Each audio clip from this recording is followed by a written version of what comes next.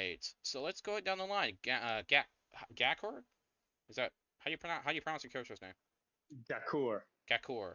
Oh my god, Yep. that's so much Cool. work on my tongue. Oh my goodness. Gakor. I'm not gonna lie, I might just call you Brian. That's a lot. Alright, go ahead, buddy. Fine.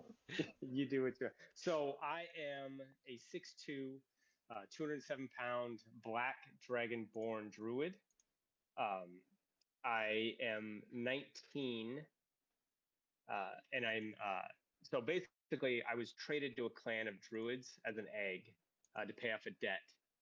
The only life I've ever known is one of wilderness, and it is time for me to go upon my druidic pilgrimage and earn my place amongst the rest of my clansmen.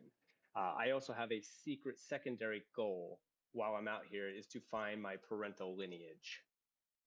Okay, cool. I like it. And you can of course choose how much to share with your fellow players, and you can even choose how much like their characters would be aware of, right? So that that's entirely up to you guys. All right, down the line, Saphira. Okay, awesome. Can you hear me okay? Yep. Yep. Okay, cool.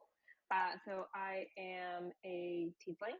I am 5'4", age 25, 130 pounds, and white and purple hair, purple skin, and black horns. And the background, oh no. Did it kill the whole background? I think it did. Shoot. Okay, I'll rewrite it. That's okay. So basically, the goddess Saloon, who's the goddess of the moon, she's chaotic good. She rescued me while I was a baby, and my mom and I were hiding in a cave, and some humans came and killed my mother, and so she rescued me. And an ancient red dragon actually owed her a favor, so she dropped me off there, and he raised me. But in order to repay that debt, I basically now need to go out thieving and bring back to build up his hoard and his collections of trinkets and gold and whatnot. And so he's paired me up with a little fairy dragon named Loki who follows me around and checks in with me, and I drop off whatever trinkets I found, and he takes them back to my ancient red dragon. And then the goddess Saloon actually gave me my cleric skills to not only heal myself, but potentially anybody that helps me in some of my various endeavors and adventures to go spruce up my ancient dragon's hoard. And also, he passed along some draconic bloodline sorcery skills to help me in my adventures as well. It was written out and more refined, so I'll have to throw it back in there All with some good. more detail. Okay. And very interestingly enough, that that'll probably be hooked quite well into what I already had planned in the world. So, Awesome. either like Saloon, for example, is one of the very few traditional D&D gods that has any influence whatsoever in this world. So it's actually like very ironic. Amazing. So Well, there you go. Also, just quick question about like encumbrance and water fuck and food and encumbrance. stuff. I'll tell you if you Okay. can't carry it. Okay. Sounds good. I also choose. Oh, sorry. I also chose the ability to like create water if needed. Given some of the healer background, if we need it, like great. If we don't, I might Yes, swap that's out. very good. That's okay. Cool. Excellent. You're I you're didn't you are assume going that to we be in would. a desert. That is very very smart. Okay. So Fantastic. I was on the same lines of like, I don't know how much you would adhere to food and water Hmm. rules. Some don't, some do. But it sounds like you're going to, which is good. Yep. I don't 100% like follow like every little nitpicking thing with it, especially because like some things are just like very easy to do. The only thing I really nerf in that regard is probably Goodberry, um, to some extent, depending on the campaign I run.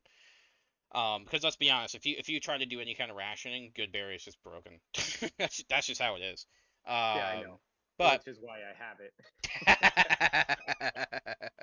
yeah, yeah, yeah. So generally, the what I do with it is I make whoever does it choose between whether or not it solves your ration problem or it can heal people. Essentially, it's one of the two things I do with it.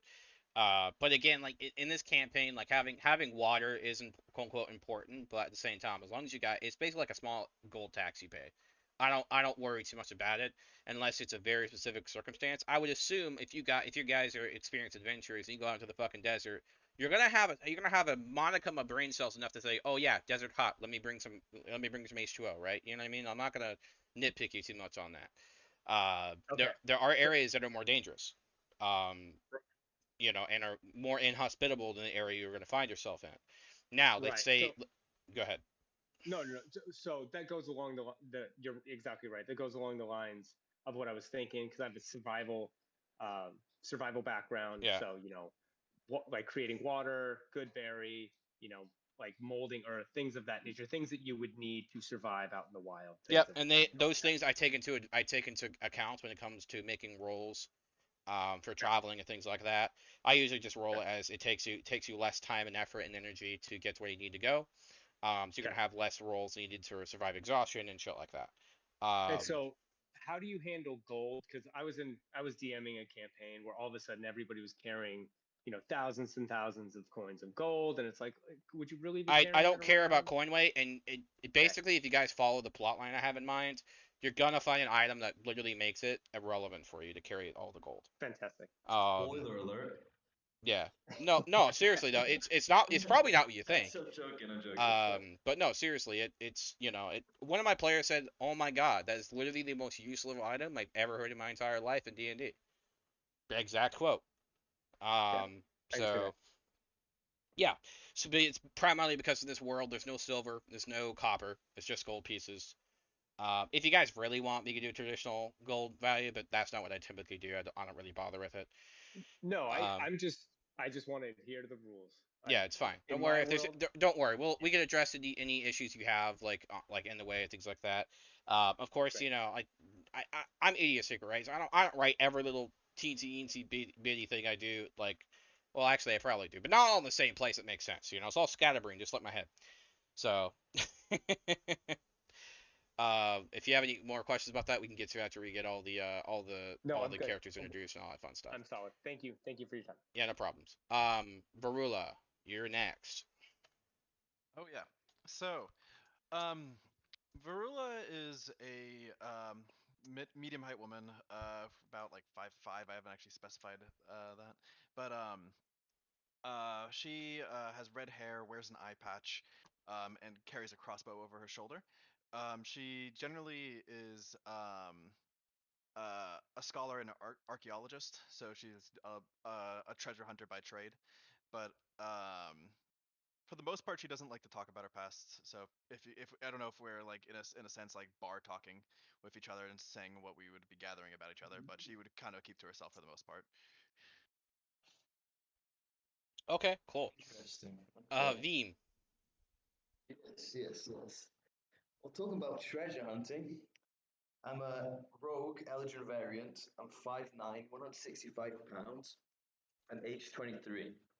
Now, when I was young, my parents died, and they left behind a secret treasure map with treasures hidden all throughout. I've been surviving alone since I was a child, becoming a rogue, making a living working as a personal spy for wealthy clients. Through my years growing up and finding hidden treasures, I've created strong contacts within the underworld. But by working as a spy and investigating, while gaining trust through contacts in the underworld, I came close to discovering who killed my parents and seek to take revenge once this truth is revealed. I'm chaotic neutral with no beliefs other than my own. And that's all I want to reveal for now. All right, cool. Oh, so by the way, I screwed up. I thought I texted this all to you. Instead, it was part of a dream. My bad. I'm an idiot. I dream of D&D. Weird, right? So no, I dream of DMing and managing D&D, if that makes sense. Anyway, so every character is going to be given a minor magical item. Now, when I meet my minor, I know there isn't like an actual minor tag in the PHP. Minor in the sense of it's not major for combat. If it is for combat, the weaker it's going to be, right? So the more utility it is, the more tied to your backstory, the stronger it can be, right? Like for example, really, do you want to reveal what your minor magical item is? Yes. So I have a sentient quiver that it can unlimitedly reload the crossbow, basically, like unlimited bolts. Yes, and of course, the thing about your minor magical item that I like to emphasize is it's something that should be tied to your character. Their backstory should mean a lot to them. Okay, that's important. Make sure it means a lot to your character. Okay. Because a big thing that I like to have is that your minor magical item could become important. You could become like a major part of like who your crew character defines themselves as. It could become stronger depending on what you do or what you find and things like that. Um, so I understand this is a lot to throw at you at the last second. It's totally okay if you need a little bit to decide what you want it to be. Just keep in mind you can't use it until you have it, right? So I recommend it being something that's tied to, like, for example, Gekor, right? You could have it tied to how you be a survivalist, or Severe. It could be tied how how you transport treasure for your your I don't want to say your red dragon overlord, but something like that, right? Basically, yeah. Yeah, you know what I mean. There could be lots of different things you can do. Um, the absolute maximum I've ever allowed for a minor magical item was like a +1 weapon, but that's because A, it's high magic, so it's not really going to be that great for a while. And B, primarily because they joined the campaign late and they didn't really have anything, so I wanted them to be able to keep up a little bit. So the minor magical item can't be something like overpowered and you don't have it yet. You gain it later in the campaign. No, you have it now, but I'm saying is that you Now, can't right, use something okay. you don't haven't decided what it is yet. You know what I mean? So Okay, keep so keep that in mind. okay. Like, your magical item would probably be the map you have. By the way, I DM'd you about that. By the way. Okay. That's a suggestion. Of course, it doesn't have to be, but just a suggestion. I feel like it's probably the most appropriate thing, most likely. Um, while you guys think about that, I'll let Anders go ahead and tell you about his character. Hold on, give me just a second. He's a male human, lawful good, green eyes, medium build, height 6'1", brown hair, age 24, weight 170 pounds. Uh, he was about 10 years old when his village was attacked and raided by cultists. His parents both were abducted in front of him. A passerby adventurers were in the town and they took him with them, and they realized no one in town, so they trained or they. Sorry, hold on, give me a second. Uh, Okay, dude, the take your group time. quickly, yeah, the group quickly realized nowhere for Anders to go. They took and raised him with them, teaching him how to fight and use weapons. And over time, he excelled in that and wanted more than just knowing how to do that. He desired knowledge, and he had a paladin in the group, and the paladin trained him on how to, or mentored how to become a paladin. And then, yeah, into his adulthood, he hit a crossroad, and now he's making his decision, or he was put in a position to, and now he has to go by himself. Um, kind of bet, or kind of about all I got. Not very good at Yeah, explaining it's all myself right. It's yet, all right. so It's all right. It's your I'm first. working on it. Like, literally, everyone here has been through pretty much the exact same thing, so don't even worry about it. It's fine. Yeah. Besides, you don't want like 300 pages, as I'm sure like people who have DM'd here before will understand. Like, you don't want to have no one likes being given like a book for a backstory and told, hey, work it within yeah, no, lighter the Gotcha. better usually. Yeah. So that's totally fine. So what I'm gonna go ahead and do is I'm going to play a cinematic for you. Now, let me make sure the bot has access to this channel actually, because that would be a little awkward. All right, there we go. Aha! I gotta make sure TheoBot can access this channel. There we go. So there's gonna be a user called TheoBot. If you scroll, where the fuck is he? Is he offline? Let's see. Here, he's ready to test. So I'll have him play something for me.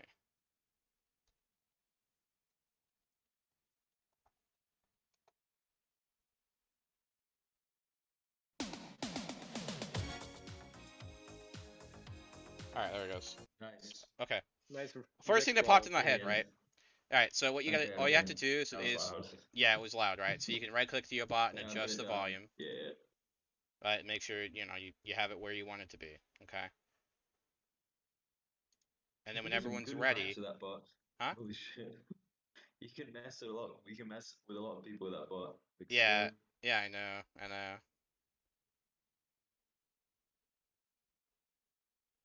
There's some friends to love. Okay. Is everyone's volume set for it? Yeah, go ahead, man. I'll take that Well, as a I don't, yes. I'm not speak for the others, but yeah. Yeah, I'm good. Yeah. Yes. All right, cool. So go ahead and play it in the correct channel. Where are you? Where are you? Haha. Oh, what? Why doesn't Theobot have access to this channel anymore? Who's been messing with my Theobot? I think he's just rebelling. It's great getting a conscious dude. Right? He's like, don't do it. Don't torture them. Okay.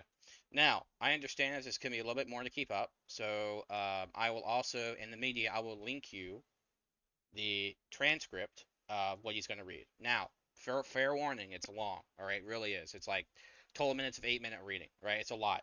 However, it's important because it sets up like, cinematic of everything that goes on and explains like where you are and how you get there. Okay. So enjoy. Everything goes white, but the stars lingering in the fog of your vision go dark, a contrast of shock and disbelief. It's over. It's finally over. It is that time again, it seems. Funny how in the end none of it seemed to really matter. All the warnings, the enduring pain, the fractured friendships, losses and gains, and even the very bending of reality that seems to occur around you, chance warping events in an ever-escalating spiral of unusual odds attempting to surmount an inescapable fate. None of it mattered. None of it ever will matter. So yes, funny. Funny is the right word. In the moment, all those experiences, those incidents that seemed so cosmically important, but their actual impact, micro at scale, makes it all seem so meaningless. Looking back and down upon the ever cascading events that you believed to be your life and future, you find that they were nothing. Oh, it seemed so dramatic, terrifying even. Whether your death came at the hand of the headsman's axe, the spike of magic splitting your throat, or you evaporating into a burst of white light, the difference is little. The result is the same. Blood in the snow was all that remained. Where others expected to find a corpse, they found nothing. Just blood, lingering around the muddy snow where you fell. The pain is numb. Whether that is from the chill of winter or the peace among the afterlife, one can hardly say. It's hard to remember exactly what happened. Must have succeeded in some way, right? After all, the world is still here. Or is it? You open your eyes for what seems like the first time in forever and truly see. A hallway of dark, polished stone. This building, where it is illuminated quite well through various holes in the wall. There are windows and doors in this place, but no sense of direction. When you walk forward, you feel like you are just going in circles. Your form moves without fatigue. The telltale knot of muscles from hard travel and the tinge of long-suppressed stress you couldn't even notice is gone. It is as if when you were walking around, there was a massive invisible boulder on your shoulders. But now the pain is gone. Now you walk freely for the first time. As you step forward and look into a mirror, you see something that should be impossible. Your eyes, your face, even your very shape. It is alien. It's unfamiliar. It is as if gazing into the reflective eyes of a total stranger. It has been some time since you've seen your true self, my old friend, comes an echoing voice down the hall. Confusion, unawareness. It is to be expected. After all, we've been through this quite a few times. You proceed down the hall, carefully investigating the interruption. Before you reach the room at the end of a hall, you notice that some of these mirrors contain peculiar scenes, though looking through them makes even a moment feel like a lifetime. You blink and the images of your birth, your life, and your bitter death flicker through you once more. Not every you, but one of many. The happiness from finding your soulmate, anger when they were taken from you, vengeance, sweet vengeance, when you destroyed the entire city of the mongrels that took from you what you loved, and the shock at the betrayal which ended your life at the hands of would-be heroes. Rage and fire at the dying of embers and a promise to sacred flame. all in the flicker of an infinitesimal moment. Then you were back to yourself. Not unusual, but empty. Devoid of purpose or drive, like an unfilled vessel. Some lives were more complicated than others, the voice calls again. You recover with a sharp intake of breath and try to forget the sensation of steel plunged into you, sharp and hard. Surprisingly, not painful, just quiet. The whole world quiet. Very few like to remember dying. It is understandable, but it is key sometimes. Come, come. No time to reminisce, unfortunately. You step forward and open a large set of wooden doors. It opens into an ornate library. The room being of aged and cured wood with a warm fireplace, the time of a cool, rain-dripped night, and the echoing of ambient firelight providing just enough light to read. Sitting on the table lies a strange metal contraption. It is around a sphere, almost making an orrery. However, around the base of the mechanism are 5 circles, one, the center one, hosting a glowing orb of power. The strange figure, almost wreathed in the shadow of gray and white, pushes an aging hand against it, and they all line up, flush against the edge of the table. Take the orb into your hands, you hear it speak. From this close, the voice sounds like a strange mixture. An elderly grandfather, but with little patience, sharp as a knife on silk.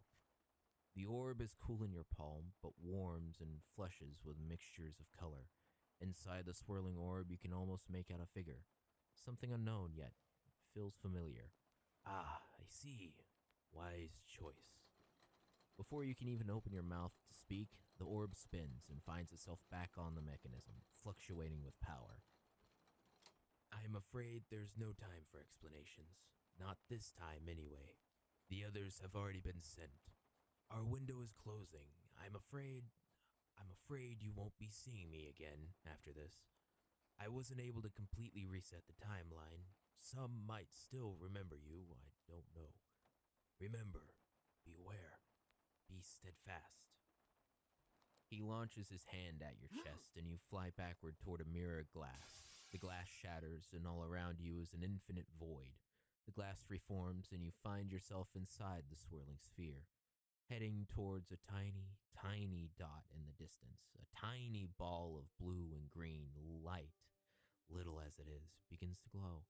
Stars begin to populate the void, and you can see smears and smatterings of color and dust throughout the vast expanse. After a few seconds, in what seems like an eternity, you are joined by 4 other streaks of light, closing in on that mysterious, blue little ball. You hear once more the voice calling to you. Find the 9. You'll know when you see them. They are cloaked from my eyes, but will identify themselves to you. After all, they know you. Bring the 9 to the center, and all the sins of all your time might be forgiven. Those who wander most often find the way. You begin to close in on the ball, the world. You see a tiny, tiny speck in the center of a vast ocean of sand. A city, and in but a moment of an age, you have landed. In your mind's eye, you can almost feel a storied tone set in place. The room being of aged and cured wood with a warm fireplace, the time of a cool, rain-dripped night, and the echoing of flickering firelight providing just enough light to read. Sitting on a table is a worn leather journal embedded with studded metal, sitting open as vellum pages and the scent of vanilla fills your thoughts. A golden quill wielded by an aging hand begins to inscribe a story of wonder, of sacrifice, of magic and fantasy, a story of your very life and the lives many of you have lived before. The quill begins to write and to tell a story, your story. An aging voice begins to record audibly the beginnings of your now epic tale. It started at the beginning, like all things do. Not just one beginning, of course, one of many. They called it the Night of Fallen Stars, and little did anyone else know it would change everything. All right. Nice. That was awesome. I'm sold. Seriously.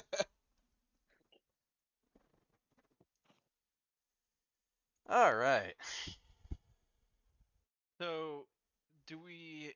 So this happened to each of us basically, Yep. and so we remember our past life right now. Like, is like our You memories remember the life that you most recently lived, and you have Okay. hints of other lives you may have lived before. Okay, so our backgrounds are of the life most recent, Correct. basically. Got it. All right. That'll help with finishing up my background even. Good to know. Okay. Yeah, I thought you might like that, knowing your character's shtick. Yep. All right. What are you saying, Karen? Oh no, I was just clearing my throat. Sorry. Okay, all good. So, plummeting from the sky, you all land safely, some more gracefully than others. Everyone, roll me a let's see. Oh, I forgot my dice actually. It's been so long since I played. There. Aha, I have it on my desk. Everyone, roll me a. What the fuck is my dice star? Oh, how are we rolling, by the way? Your Yeah, choice. You that's- can roll physical dice. I don't care. That's what I do. The only saves are required to be publicly rolled, where I can audit them, are death saving throws.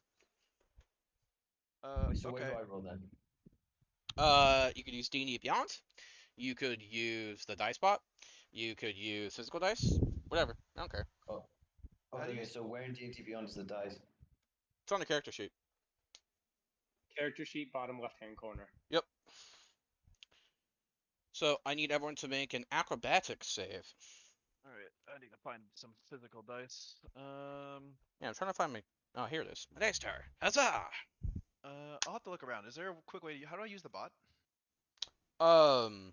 You could do exclamation D20 in the relevant channels.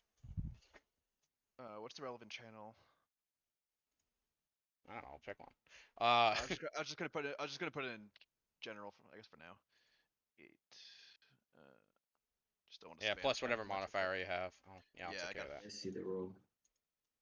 I can add a roll channel for this one, I guess. Yeah, that sounds good. Because there's one up in Uh, general, but I kind of like having it all separated. Game log. Separated. I got an 11. Okay, I'm not finding the roll button, but I'm seeing the chat of the game log. I'll just type in what I got for my roll too, so you can easily see it, I guess. Well, I'm I sorry. clicked I the thought you wrong got button. 138, Karn, but It's kind of confusing how to use on my phone. Give me a sec. I'll use something else. oh, good. I'm gonna go look for some physical dice. We're bareback. Oh wait, I have a wireless headset. You'll still hear me. I got a Do you want 7. us It's to a game log. All right, Vim, you're on your character sheet, right? Yes, sir. Yes. Are you on mobile or PC? PC. Okay. So you see, There we Got go. game log open. I don't remember. Oh, here we go. So you see the first. So you see the. Oh, that's right. I forgot. Yeah, it's a dex saving throw. It looks like. I've got freaking confused between Pathfinder. Pathfinder has. It's pretty sure it's Pathfinder has. I've used a couple systems. They have specific, like, save skills, and acrobatics happens to be one of them. Whereas in 5e, acrobatics You're is thi- actually a separate skill. Yeah, so you need a You're, dex saving throw. you're thinking of reflex saving throws, I think. Yeah, that's it. Yeah. Yep. so I so it's can been a minute. re-roll my awful roll? Is that what you're telling me? Sure, because I didn't see it. Wink, wink. Wink, wink. Excellent. Yeah. I can't find this. Okay. So Not much better, but I'll take it. I'll take it. It's an 8. Oh, the DC's 8, so. All right, I got a 9. All right, cool. I had a 17 on there. oh. Oh, 14's the roll, I see. Yeah, so 17.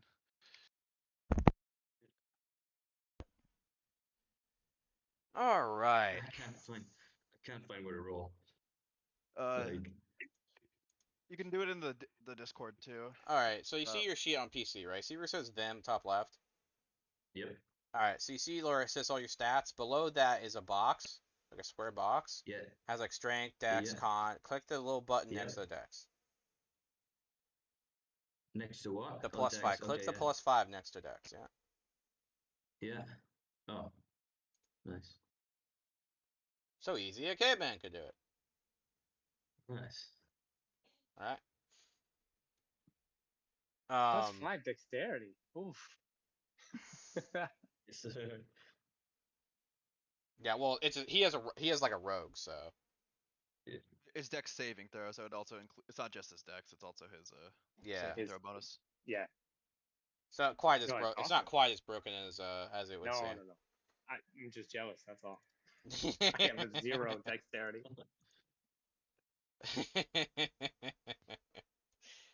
We call that the DM favor bonus, right? Okay, so before we get into the meat of the session, have you guys figured out your minor magical items, or do you want to get back to it later? I figured it out. Yeah. Your hint kind of helped it. Like, I still need a second. Okay. So with the map that I found when I was younger, can I just add the story that like every time I went to one of the locations, it has guaranteed gold and treasures? It's a Guaranteed, huh? magical map. Uh, Yeah, it's a magical we'll map. we'll we'll we'll talk about that in private. Okay, okay. Because I'm not committing on recording to always have treasure. Oh look, there happens to be a treasure spot underneath this rock. Oh look, my map says there's something right here. Yeah, fair Fucking enough. fucking Marauders map. Could add like a percentage of like success rate to it. Yeah. Yeah, we can talk in private about the amazing magical map. Yeah. They're like, don't worry, I can socially pressure you in private too. What if what's the level of power a minor magical item can have? It depends what it's trying to do. So For example, it's like basically my idea. it's basically flare that works in the backstory per DM approval. Is essentially how it works. So So primarily the it's other only, idea I but had was like, yeah, another idea I had was like a set of short swords that my parents left me that allows me to teleport short distances. that would be an incredibly strong magic item. Yeah, okay, it's still B. That's what I was thinking. Yeah. Now that's Fair on enough. your wish list. You may find two swords at some points. DM magic, but Okay. you know. All right. Is everyone ready to go into the meat of the session? Oh, sorry, Saphira. Go ahead. Oh, sorry. I linked mine. It's an uncommon item, but it requires attunement. So I don't know how you feel about that. But it is the Cloak of Elvenkind. So it helps with my deception and stealth while trying to do my thieving adventures. And just allows for if someone tries to see me, then they're at a disadvantage, and I have an advantage on dexterity checks made to hide as it shifts to Would you believe that's camouflage. one of the most requested magical items I've ever had when I've done this role? Really? Yeah, and because it is it's uncommon, but it's a very good magical item. Yeah.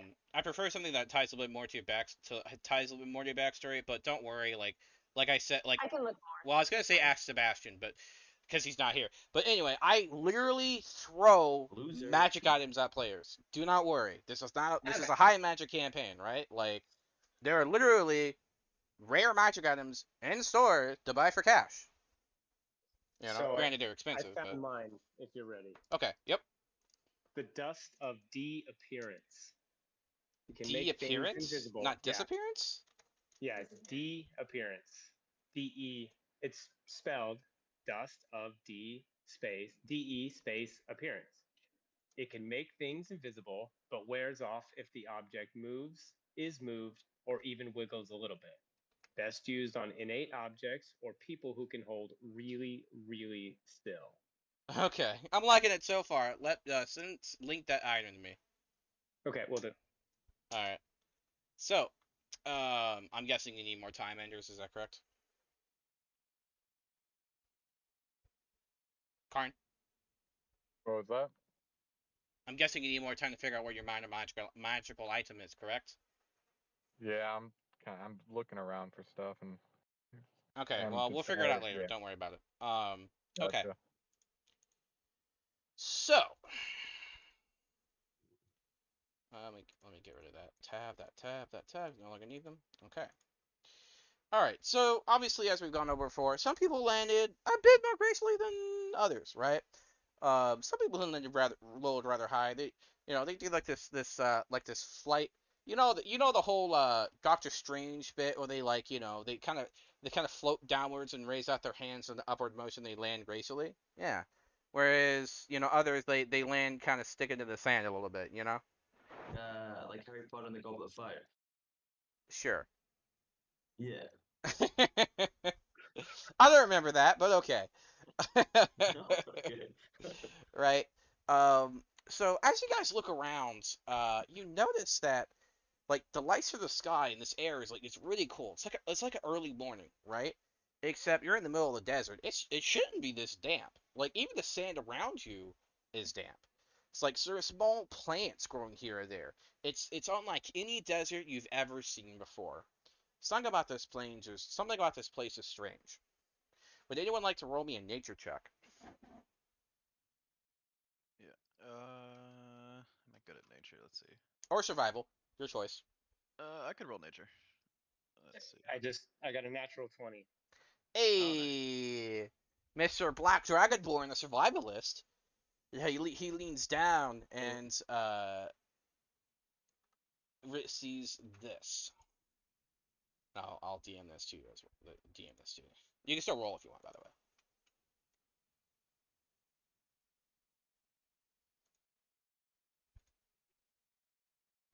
Got an 18 if that ever matters. Yep, you basically get the same information as Gakor, so Cool. you could flare I it just however you roll, see choose. what But happens.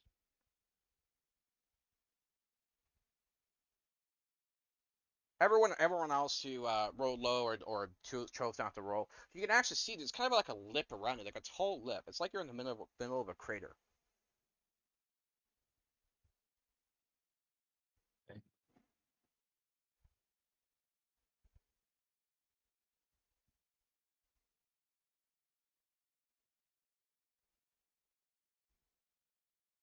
So are you two gonna keep this to yourself? Um. Yes. So we're I just to get a more visuals. We're standing amongst some strangers we've never met before, and have we talked to these people at all yet, or do Nope. they know? You have no idea who Okay. they are. You just know you see their descriptions. All right. So we're in a crater. No, I'd probably just start running up to the edge of the crater to see what's beyond the crater. Near the top of the crater, it seems like it's getting a bit slippery. It's getting kind of hard to get up to the top. Roll me a athletics. I'll just spend 1 point to teleport instead. Okay. You're like So I teleport. blink. Yeah, I blink out of existence. Using one of my points. And I imagine 10 feet's enough. To teleport that far, right? It's about 10 feet. Yeah, that's fine. Yeah. Okay. And so to see what is above everything. Okay, 1 second. I wish to play a sound effect for you. You have been very, let's just say, rambunctious.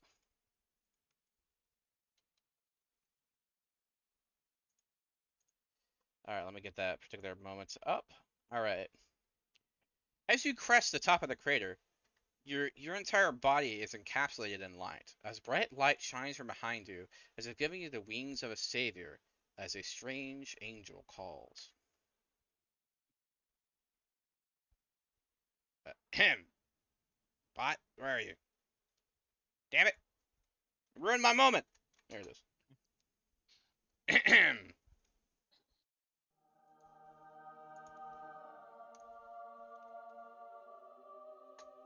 Alright, pretend that was synced up.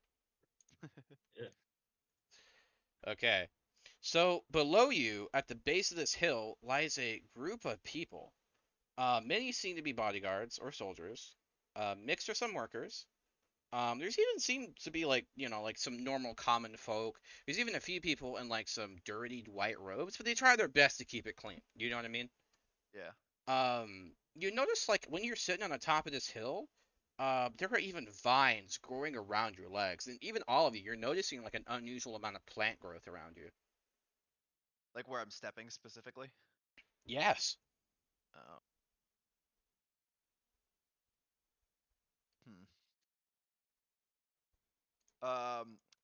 I look back at the others in the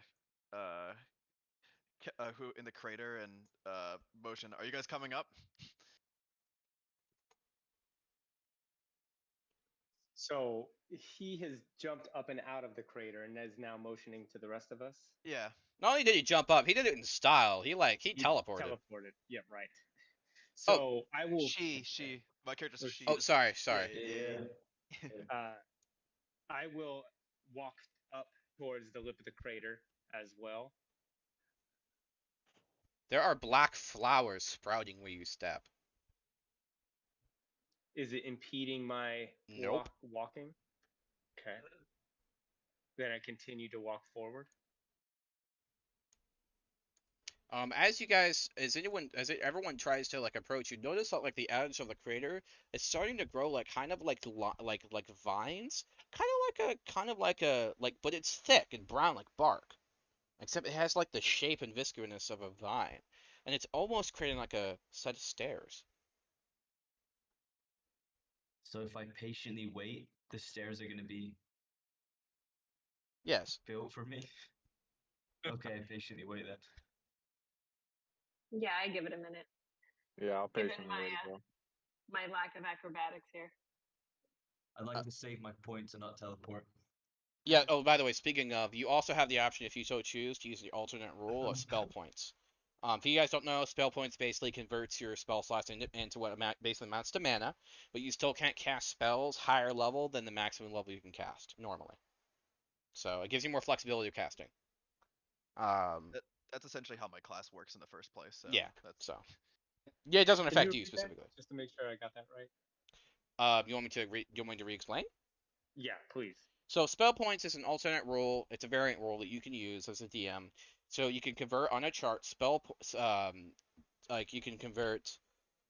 You can only do one in a roll. You can't just have some spell slots and then spell points. You have to have either spell points or spell slots. And what this lets you do is you have a pool of points to cast from. Now, for example, I forget the exact. I can pull up the chart if you want to use it. But essentially, it would let you cast. Let's say you reach the level, you can cast level 2 spells, right? Normally, when you do that, you can only cast one level 2 spell. Well, you could cast 2 level 2 spells, except that eats up a lot of your points. So it gives you more flexibility with spell casting, but slightly less amount of spells you can cast overall. Yeah. Okay. So what's the limit then? So is there's no limit? You can just alternate? No, you choose. Like Okay, so I like see. if you wanted to if you want to do something like, hey, I want to use spell points, right? And if you absolutely hate spell points, you can go back to like spell slots, but I'm not gonna let you just go back and forth constantly, right? You Yeah, make a yeah, so decision, right? You yeah, know. makes sense. Yeah. So as you guys are sitting there waiting a little bit, Mr. Dragonborn here is like as he's stepping forward, small black stones are rising from the sand and almost tilted as if it's coming like a like a wheelchair ramp, but only where he steps. Okay. And that he doesn't even have to meet the sand. The stones are like lifting him up to the edge of the crater. And for you lazy Perfect. butts, there's now a small platform of vines at the end. Cool. I make my way up. As you Falcons step on the fall behind. vines, they start raising up like an escalator. Oh, Convenient. that's fancy. Yeah. Excellent. Let's ride the vines. By the way, while I'm sitting at the top of the hill, are the people below me doing anything? And while I'm waiting for everyone else to catch up? Yeah, they are. Roll me a perception check. All right, let's see. I think I like this bot. D20. I'm still getting used to what my stats are. So perception's +2. 18. You can see very well. There's some people who are like they look around like the workers are like, I don't know what the hell's going on. This is weird. They're kind of like looking at each other. But the people in robes, like there's 3 men in white robes and then a man in a gray robe. Yeah, but the men in the gray robe, it's like finer material, right? If you can't quite tell, but you would say it's like silk maybe or something like it, right? It's like a finer makeup material. You would have to pay a lot more to get this kind of robe, right? And they're all looking at each other and they're like stepping up, and you guys are basically at the edge of this crater that, and there's like light, like the sunrise is streaming behind you as you like get to the lip of the crater. So they're just seeing us descend. Oh, well, it's seeing me at the top blocking this light, basically. It's like the light is like shining from behind, you're like the heroes of old returning kind of thing. Yeah. And they're like they have this little thing in their like thing in their robes. They're kind of like pointing to it. You can't quite make out what it is, but it seems like some kind of like plate or some kind of like metal thing they have in their robe. Okay.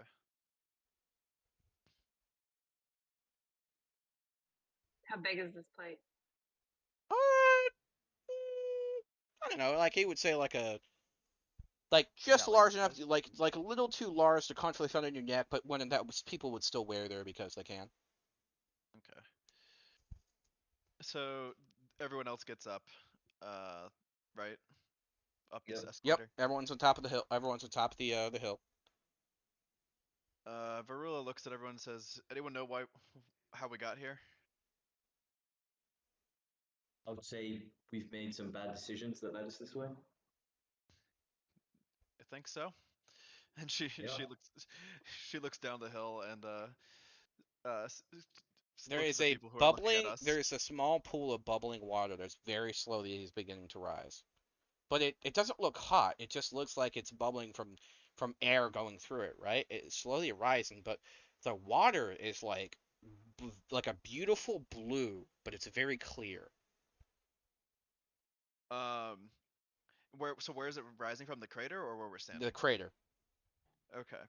Well, Is it filling in the crater? Yep. Yeah, the water is. And she says, "Well, we're in a desert, and there seems to be water growing from where we're standing, and there's magical vines growing, and we seem to be fallen from the sky somehow. I don't know. It seems like we might be in on our luck, despite maybe our bad choices. It seems." She puts her hands on the ground and sees if she can control the water flow even more, and see if she can affect it at all by touching the ground more. All right. What are you using? Nothing special. She's just seeing if she could tap into whatever is causing these plants to grow and stuff like that.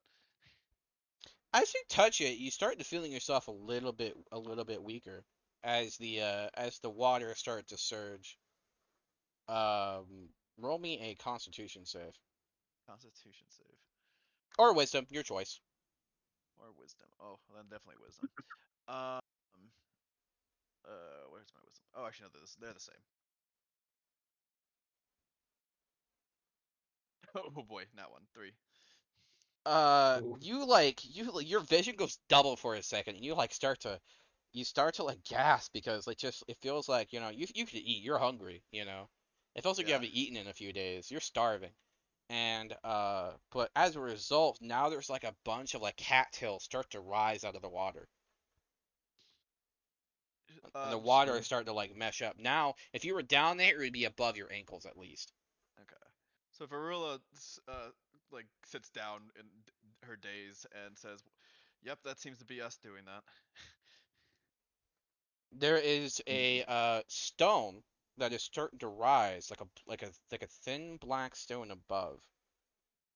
And it has a strange runic marking. And it seems like there's space, right? It's weird because it seems like there's like almost tiny little grooves down there, but I mean it's really too far to see. I'm very curious. I really want to make my way there. The escalator moves down slowly. Oh, you can. Are you going down into the water, or are you going down the hill towards people? Where the rune is? Where's it? Is the rune? It's slightly below the water. Oh. Okay. Well, do I need to go in the speed of the escalator? Okay. No, you could go down if you want to not be lazy. There's plenty of like handholds now from all the materials growing. The water's like rising slowly now, but it's becoming like thicker, as if like it's like it's becoming like a lot more solid. Okay, I feel like we have to take action and check really quickly before it solidifies. Roll me a perception check. perception. Where is it? 18. All right, that's a really good roll. So Let can I me jump in and check? let me do a roll of my own. Nice.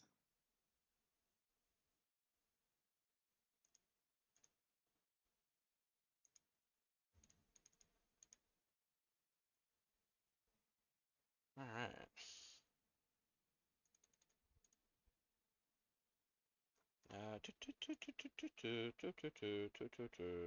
What did you find? Oh no. All right. Okay. What? All right. You find so when you go down there, you see like what looks like 9 grooves in the stone, and in the center are like runic markings, right? Now you don't know what the language is. I mean, if you had to say, it looks magicy, right? Um, however your character would define magicy, right? Whether that be Yeah, a scholar or a buffoon. And inside, like now there's like a muck there. You kind of see like one of the stones that was like kind of embedded in the sand. It's like broken up a little bit, and you could see it's like a small like blue gem kind of half sticking out of the ground. But it's like as if it's like the very tip of like the flat bit. Okay, I pick it up instantly. Like no Try to get out hesitation of there as fast whatsoever. as Okay. possible. You Yeah. notice that it's kind of stuck there. It's attached to something. Okay. Do you like what do you do then? Oh, so okay, it could end badly because it reconnects something badly. Okay, so I'm in the Who water. knows? I wouldn't kill you in Okay, your so first I'm in the session. water. Yeah, Okay, I jump in. your I feet are now see. a little bit in the water. Yep. Okay, I walk up to the stone. There are 9 grooves with magical magic-y runic markings. Yep. And then I look to the floor and I see a glowing blue gem that seems attached to something. Yep. And then make another roll.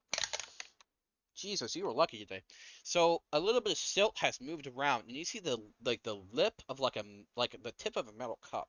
So it seems like it's like a cup that has like a gem embedded in it. Oh, so it's part of a cup. Okay, can I pick the cup up? Yep. Nice. Okay, pick it up. What does it look like? Just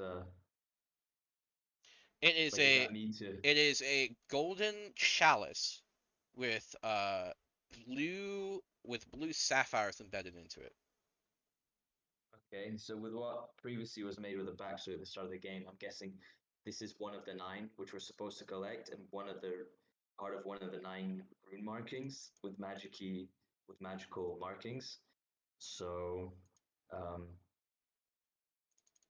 is everyone seeing this happen? I mean, if they're paying attention at all, they would. Well, then there's no hiding it. So, um, I actually once I've gotten that and seen the markings, while me picking up, does something happen to the chalice? You notice there is only one gem embedded, and there's like 2 slots for a gem, but they're missing. Okay, if I look around, do I find any more on the ground? Not that you see. Okay. Is the water getting thicker? Am I becoming in danger? No, it's rising. It's becoming a little uncomfortable. I mean, if you have shoes on, they would start getting soaked pretty soon. If I put the chalice close to the room, does anything happen? No. Okay. Can I possibly look around to see if I recognize where we are? Yeah. What would it be? Survival or perception or insight or something? Survival. Investigation? Are Okay. you native? Yes, I did choose this location. Gotcha. Okay. I roll with advantage or anything? Yes. Okay. Okay, well, 9, unfortunately. There's sand, and that looks Yep. familiar. Yeah, he says. Yeah, so my character doesn't say anything. She's familiar with deserts, but she doesn't know this place. There's a somewhat familiar looking mountain edge, but you may not have seen like the angle of it from this direction before.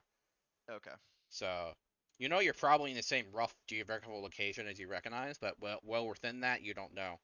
But you would also know that, knowing exactly where you are is quite a feat for that because of various reasons that you're aware of. So Yeah. So she's still not sure if she's on the same planet or not. What are the people in the robes doing while we're investigating the chalice? they are like, well, actually, let me roll for that. It's been a minute.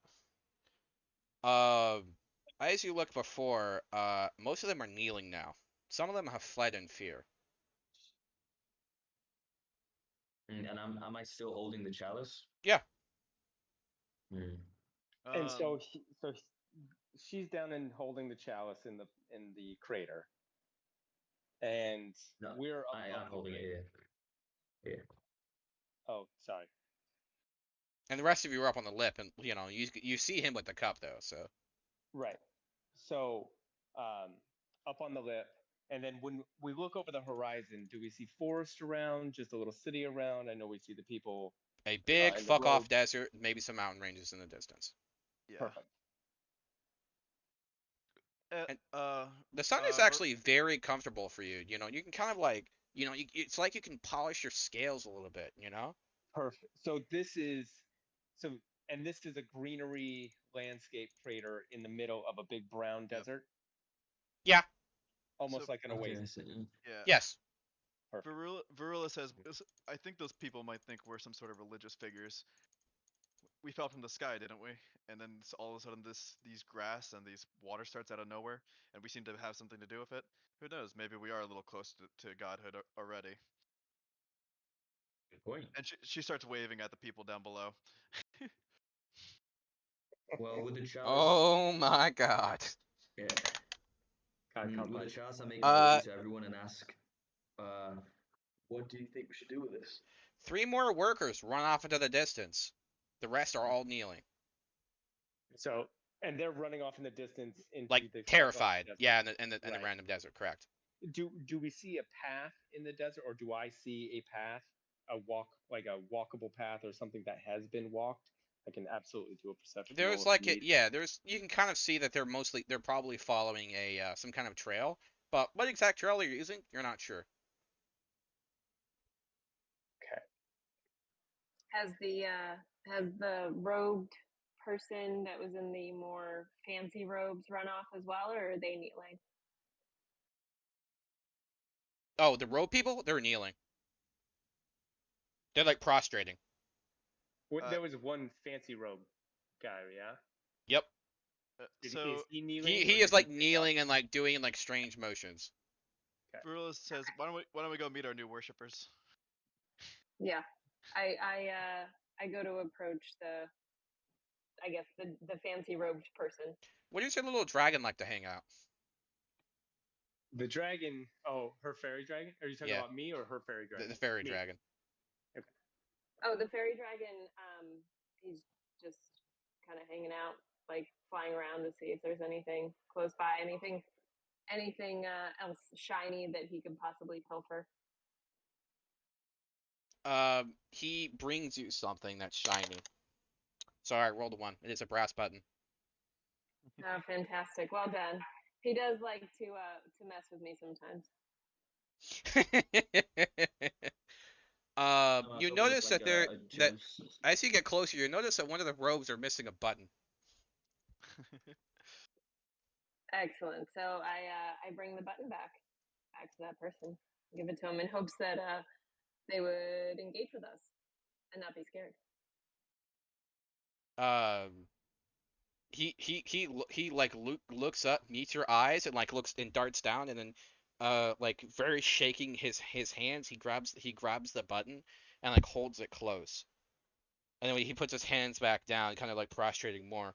You notice that the button is now somehow back in his robe, and it's glowing slightly. Roll me a d20, Severa. Straight up roll.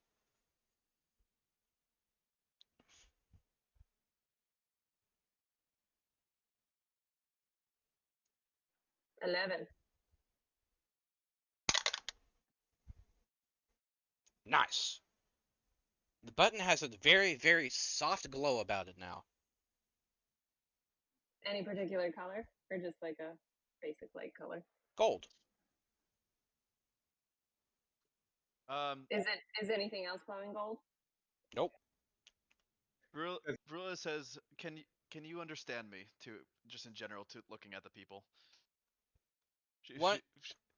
The older man, the one in the nicer clothes, he does another symbol. He like leans down, puts his hand over his chest, right, and as if like in a salute, and kneels down. And he's looking down while speaking to you, right? He doesn't want to meet your eyes.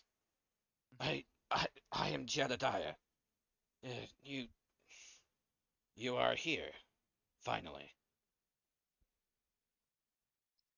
Does the gold button, does it match one of the empty slots on the rune or chalice, whatever it is? Nope. You're looking for blue sapphires. Not just any blue sapphire, but Varula says, explain yourself. he starts like starts mumbling, and it's very obvious to tell that he has something going on. Would anyone like to roll a like a medical check, or maybe like a perception, possibly, depending on what they would like to do? Will perception help to understand them more, like their goal, like what they? Perception is primarily Uh, what you see. However, it can also help with like instinctually determining like, what's going on. I thought that was insight, right? As in like visibly, right? Oh, visibly, yeah. Yeah, you can tell like perception can help tell if they're visibly shaken, for example, and maybe the cause why. And insight would tell you more about their motives. Yeah. So I bring the chalice close to them, and then what do they say? Well, they haven't responded to my first question yet either, right? Which is what? I said explain yourself to as in like what he was talking about you're finally here. Well, there's only one thing to really say. Please don't kill us. He pulls out a small metal plate. And he starts muttering under his breath. It's etched into destiny, metal and prophecy. For it is not metal, part of its truth cannot be trusted. And etched in this metal is a very strange image. A crater, and streaks of light falling from the sky. Images of men, holy and otherwise, kneeling subserviently as images of gods made men, eclipse the crater of light as water flows forth. And you notice behind you, you feel an unusual texture. Water has overclipped the hill, is flowing down.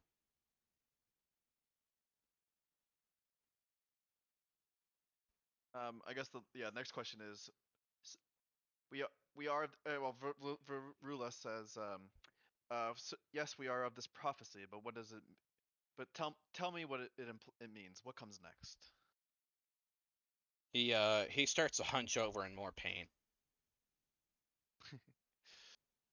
Varilla doesn't really note it. If anyone else wants to, they can do that. So is he seeming to be in more pain as the water gets closer?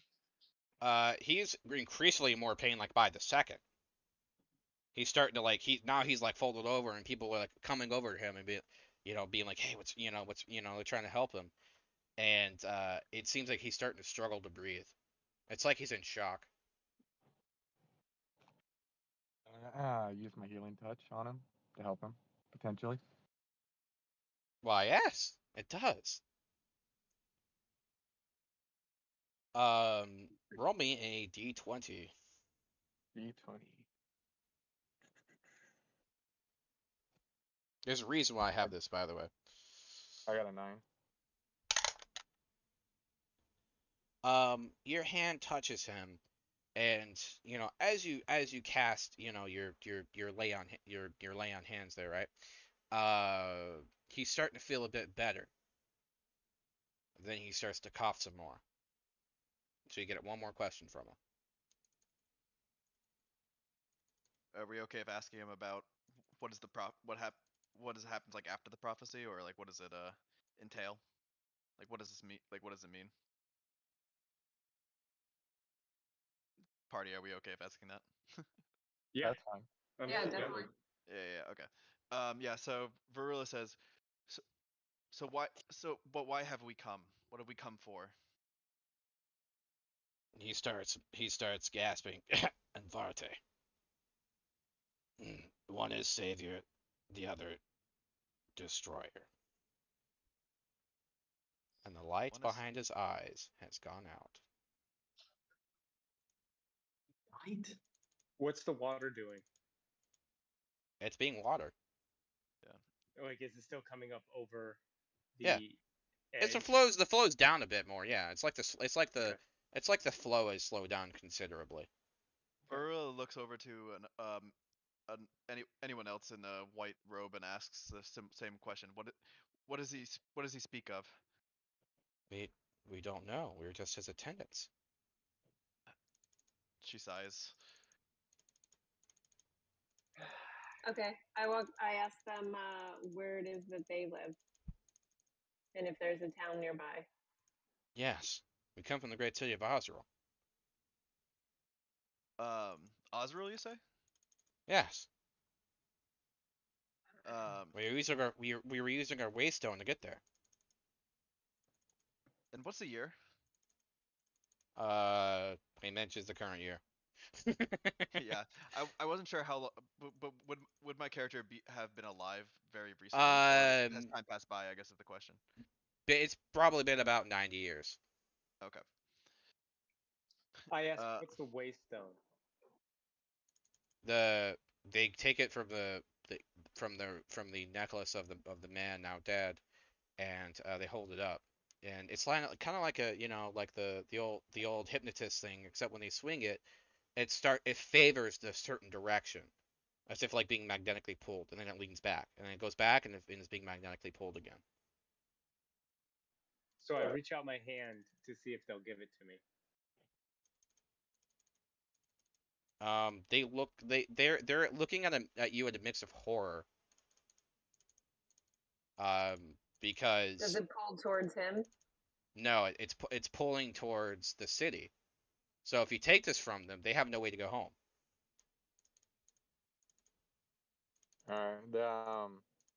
They said they were assistants to the dude who's dead. Can I ask them what they were assistant or like what were they doing? Like, what were they? What was their deal? I guess. They were his attendants. Oh, attendant. Sorry, I thought you said Yeah. assistant. Shit. And Never mind. Varul asks, why do you attend him? He is the holy man. He's the leader. He was the leader of our church. And which church What do you is that? intend to do with now he's dead? Yeah.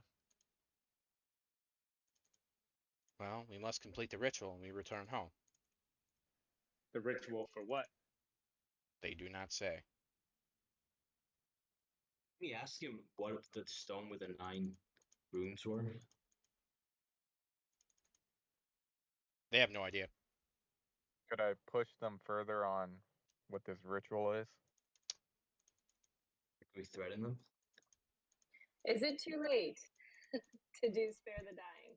Yes. Okay. So, is the waystone close enough for me to snatch from them?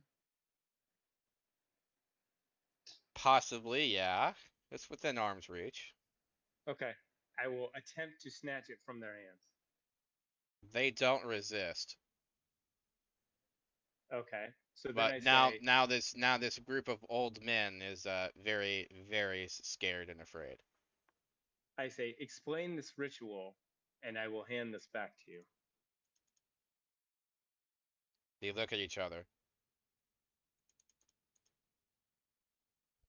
Do you really require this of us? Yes. Good. They say we cannot explain, but we can show. Fair enough. So I think they should show or explain something. I don't want to see this. I don't want them to show me something I don't know anything about. I agree. Will the ritual put us in any danger? no, it will not put you in danger, they say. Okay. I'm Believe it. more willing to see it. Yeah. Yeah. Mm. If you show us this ritual that you are here to enact, then I will return your waystone and we will all follow you back to the city. Okay. By the way, now that we're all together as a group, and is it the two men in robes, the white robes, see us in a group? Did they see us get the chalice and look at the waste and look at the runestone? Do they know we have acquired this item? Not necessarily, unless you were carrying around willy nilly. I hid it Yeah, they wouldn't behind see my it. back. Okay. So okay, so I'm good to see the ritual then, if everyone agrees. Yeah. I agree with. Yes. The remaining followers have now fled. There's just the three men, and they look at each other, and they all nod. They slightly walk a distance away, just like a few feet, and they kneel down, and they start prostrating towards each other. But they're all like kind of pointing to like a circle. And each one puts their left arm on the shoulder of the left arm on the person on the shoulder to their left. And then quickly they all yell, "White becomes red." They draw a dagger and they plunge it into the heart of the person to their left. Oh shit. What happens after? They're fucking dead. Wait, Yeah, why are oh, they they all scared? stab themselves at the same time. Why were they scared of us taking their medallion then? Does the medallion still point towards the city now that they're dead? Yes. I cool. This is the ritual they're supposed to do in a certain environment, but they kind of got, compelled. Does anything happen after the ritual? They fall down and dead. There's a few people like in the distance, kind of like they ran a bit of distance, and now they're keeping an eye out and everything like that, hiding behind whatever rock, whatever they can find, things like that. But the vast majority of them have basically left. Are they Varul- running back? Sorry. Are they running towards back towards the same direction that the waystone is pointing to the city, or are they just haphazardly running in whatever direction? I mean, most of them have ran towards where they believe the city to be. But But they don't have a waystone, correct. so they don't know exactly. So they don't know Correct. exactly. Got it. Not to mention that this city is like this island, this fucking desert wasteland is well, less than hospitable when it comes to navigating without any magical aid. So they have like I a 1 in checked 50 their- chance of basically making it back, essentially. And how far are they away from us? 200-300 meters at least. Okay. So they're not really within shouting distance. I mean, if you really shouted, maybe, but I doubt they would likely trust you. But I checked Oh, their well. bodies for any information or anything along Oh, those the dead lines. bodies. Yeah. I rolled to loot the body. Okay. Yeah. Ruthless. I love it. Yep. I just want to nicely look through their body, not steal anything. All right. Roll an investigation. Yeah. Investigation.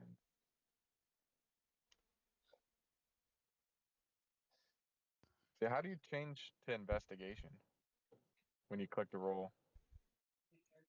No. What you need to do is use on your like. Are you still on mobile? Yeah, I'm on D&D Beyond. I'm gonna Do you want fucking. me to roll investigation? Yeah, I If you don't go to know. I don't know how Discord- to do that on mobile. If you go to skills, you should just be able to click on the plus 1 or plus 0, whatever it is, under investigation. It'll automatically roll for you.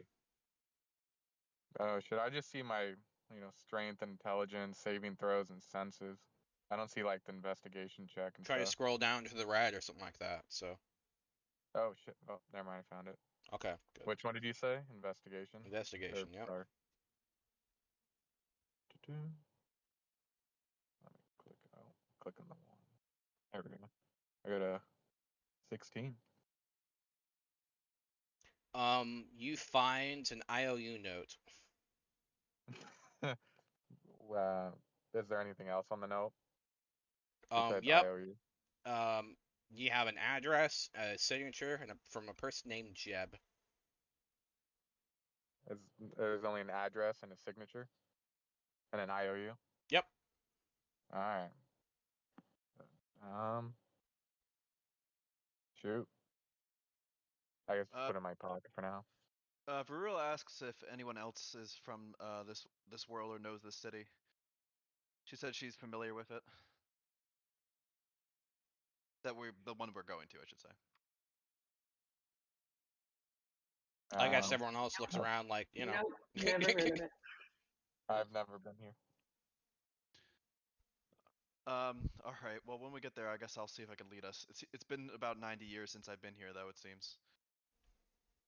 I don't know how long it's been since the rest of you have also died, but for me it's been 90 years. Hope you opened a savings account.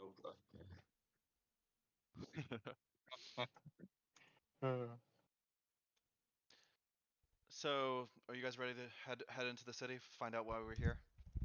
Let's go for it. Yeah. Yes, Nothing let's do happened it. after the ritual. Yeah. Do it. Yeah, they don't seem very useful. It's kind of fucked up. No wonder they were so scared. Are you sure you're not evil? All right, yeah. So Waystone still works. You have an IOU from a stranger named Jeb. Oh shit! I should have asked about the address. It's in the city of Osriel. All right. I'll let you finish what you're saying for a sec. Sorry. That's fine. So I have And- the waystone, and it's pointing towards the city, like it's like the Jack Sparrow compass. Yep. Okay.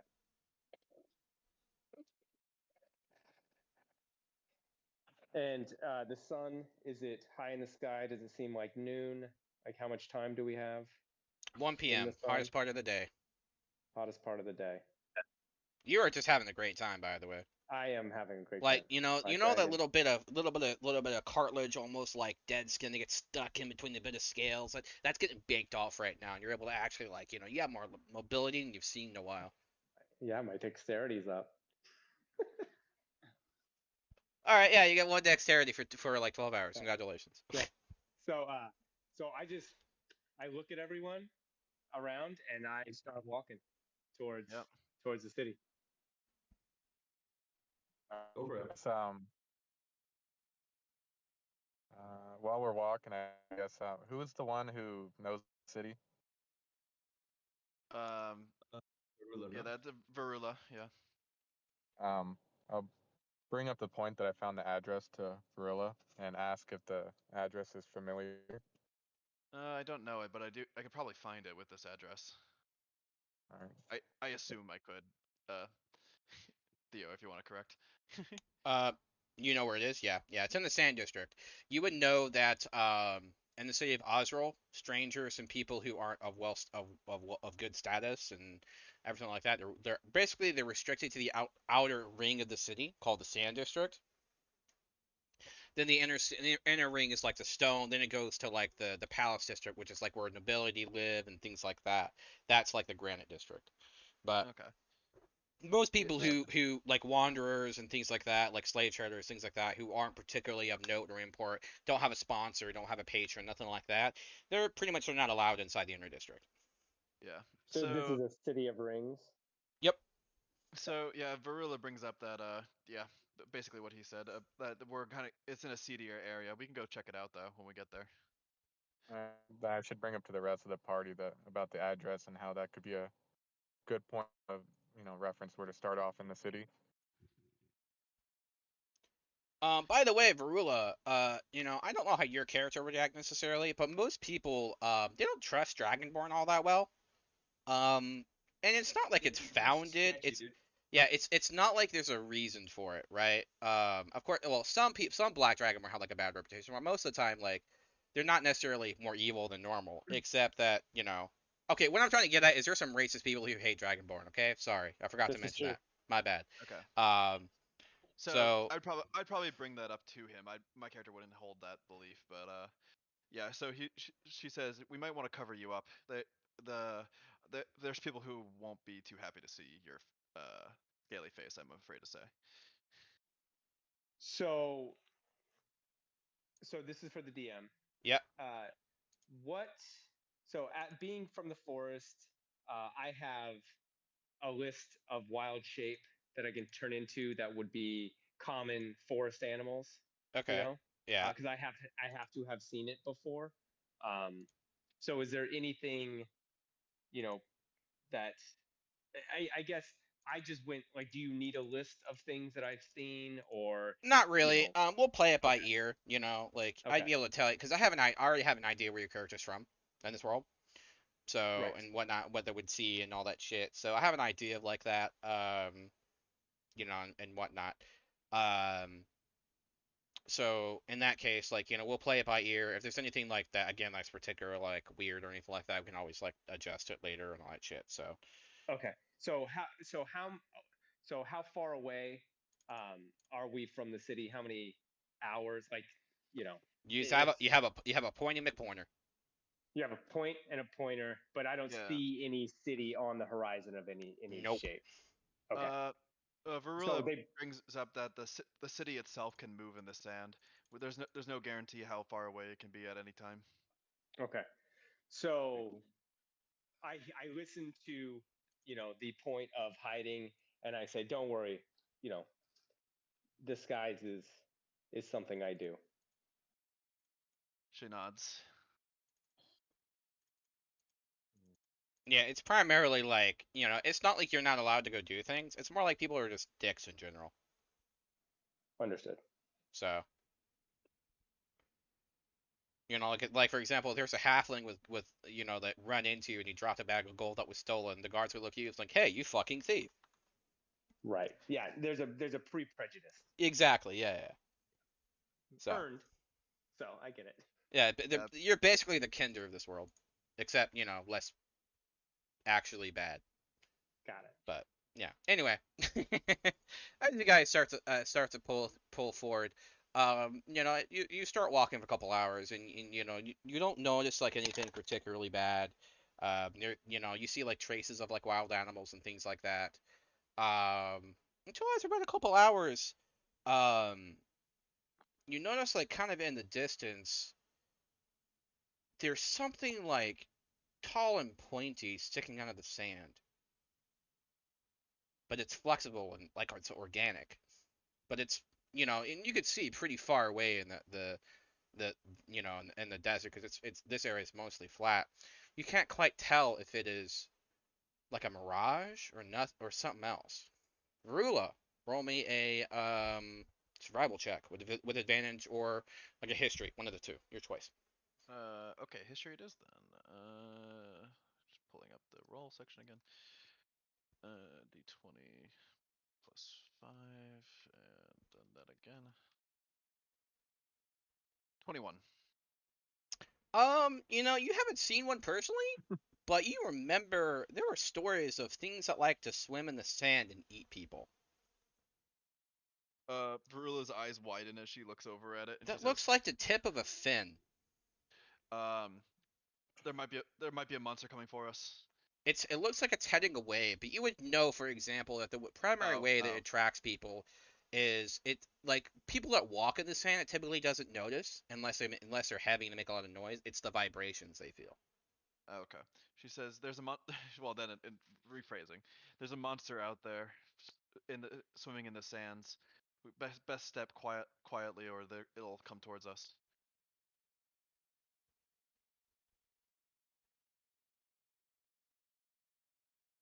So And you're saying the Dragonborn should watch to not stomp around? yeah, probably. Hold on. He's probably the heaviest of us.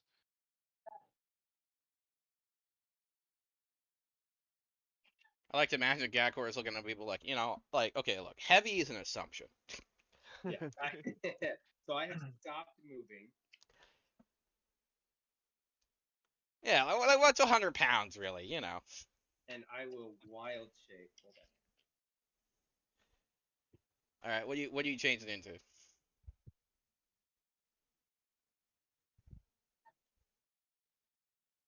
Trying to find something good here. I'm gonna transform into a constrictor snake. Okay. You want one of us to carry you? I can slither. Can you keep up with us while slithering? You have a 30. What's your movement speed while slithering? Constrictor snake, 30 feet. I guess it is the same. It's a black looking cobra. It's a cobra looking thing.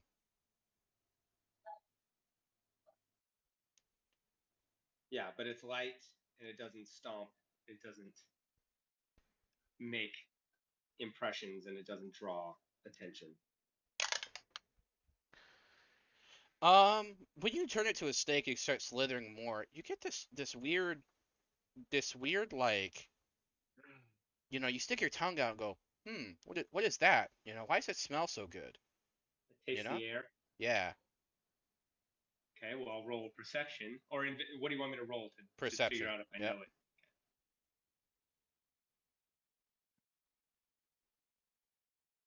8. You rolled, and you found you kind of sense it below you. I think it's like it might be like a den of some kind.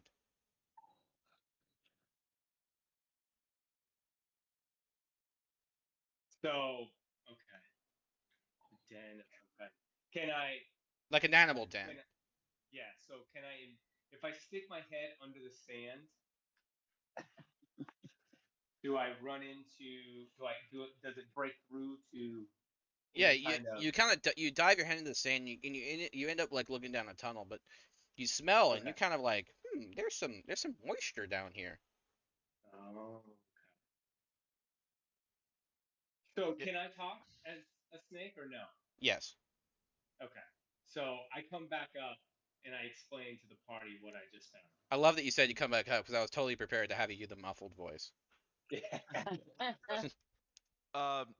Vrula suggests maybe it's the water following us. We seem to be causing the water to come in the first place. Is it so? I stick my head back under sand to see if this looks like a den that has been, here for a long time. Does it look like It's the old. water's It's old and abandoned, but it looks like what it was is there's a small little like underground water, right? That was like kind of like locked in like a little bit of an area. And what they were doing is they had a den kind of near there so they could survive off the water. okay? Does the water look like it's following us? No, it's like a separated groundwater. Okay. Does it look like the size of my companions can dig underground and get into? Yeah, it would take like what you could probably do is you could like dig a little bit and you could like then you could break like the hard mud shell and you could probably get some fresh water from that. I have mold earth, so I can actually. Someone who Move. does so without like any effort whatsoever Yeah. because Mold Earth prepared. Well, there you go. Yes, prepared. I could have also just created water for it. How do you Would have been- stylistically create the Mold Earth? Do you create a little like an elephant fountain or? Yeah, why not? Let's do a little Careful drawing attention. No, we do something that is reasonable, won't draw a lot of attention, but yeah, we get a little dig in there so that we can get some of the water out and refresh ourselves. The fairy dragon immediately starts bathing itself and Of playing in course the it water. does. So you guys have oh, she deafened.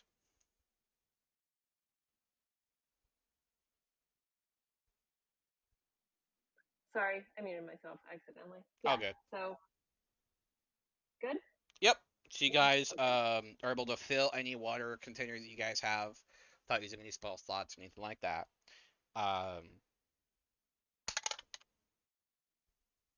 Okay.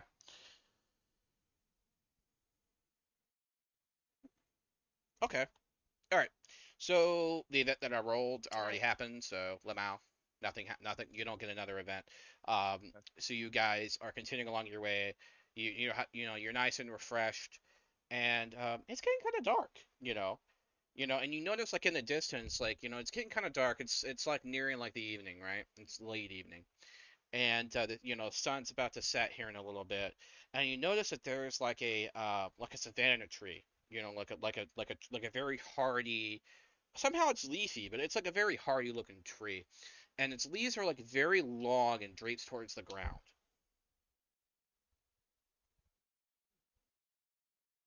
Well, So- I mean, it's getting dark, so we gotta set camp, no? Hmm. Do we have food and stuff on us from past lives? Yeah, you'd be fine. Okay. Should we go check the tree out then? That's the only thing Yes, nearby. I Or do can you think also. it's dangerous? Yeah, I don't see a reason why not. Sure, Yeah, let's go then. I'll check the tree out. Go. Let's do that. Yeah, Investigation. Everyone who wants to check it out. Oh shoot, Uh, I'll do it. I hang Yeah, back you saw a snake, outside of right? the So- tree a little, just to see what happens when they walk in and I got a investigate. 21. I got a 21 on the investigation. Okay, how do you Got a investigate it? 13. What's your methodology exactly? Investigating the tree specifically. Yeah. I'm just assuming I'm looking at the bark, making sure there's not like any holes or anything growing in it, like or anything what burrowed in it, like an animal. No, nothing like that. It's weird. It's not like normal bark, you would say. Gakor, when you're looking back there, you're looking at it and you're like, wait a minute, that's not bark. What is that? Can I look? Can I do a nature roll to see if I know this particular tree at all? Yeah.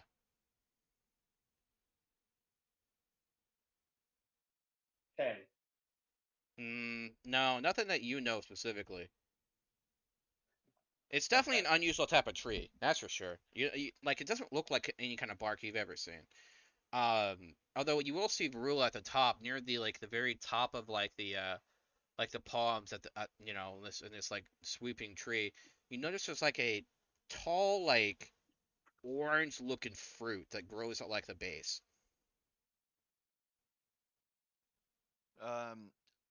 She points it out. Well, I guess I can do a nature check too, see what the fruit is.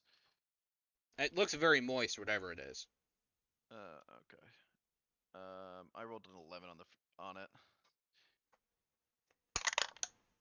It's not a fruit that you're aware of, as far as you know. You Okay. like you know somewhat of the area, but you never really traveled as much, so you don't know necessarily every single thing about it. All right, so this is okay. It does smell like kind of like an orange. It's giving off that aroma. Unusually strong though. Brilla kind of points it out to the others and says, "If you guys want to try it, you can. I'm just gonna stick to rations just to be safe." I'm good. I'm not hungry and I don't want to risk it.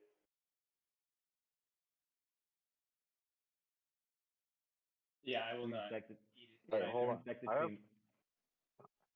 Go I on. have I food am handling. going. Oh, sorry. Go ahead. What do you say, Anders?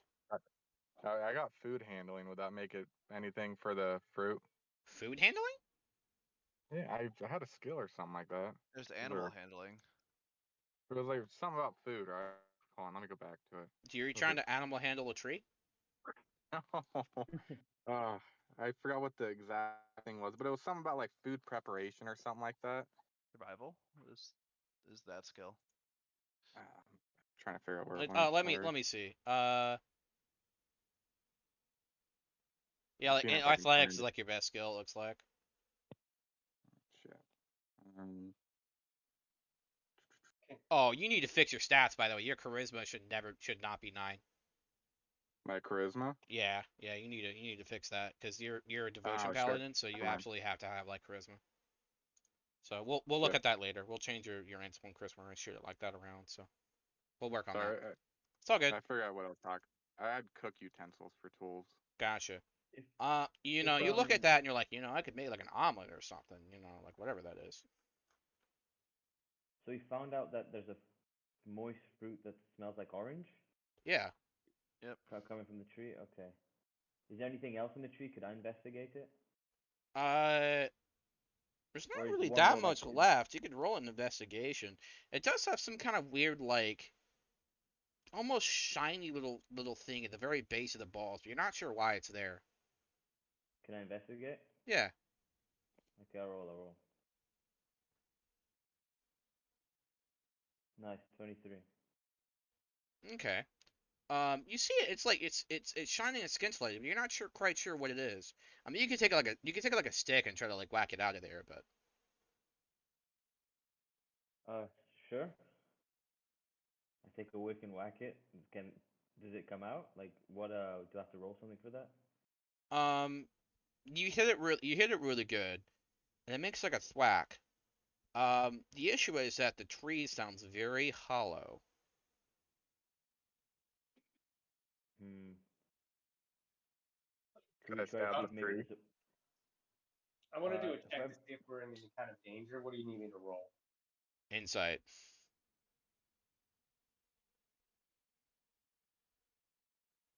whoever turned to a snake, could you maybe try and insight go in? Uh, Hmm. it is so safe. There's no danger whatsoever. Yeah. You're confident Okay, there's yeah. no danger. Yeah, I don't believe my roll at all. So, it's all in the up and up. So found something metal. I hit it, and the tree sounds hollow. The tree starts to like wiggle a little bit.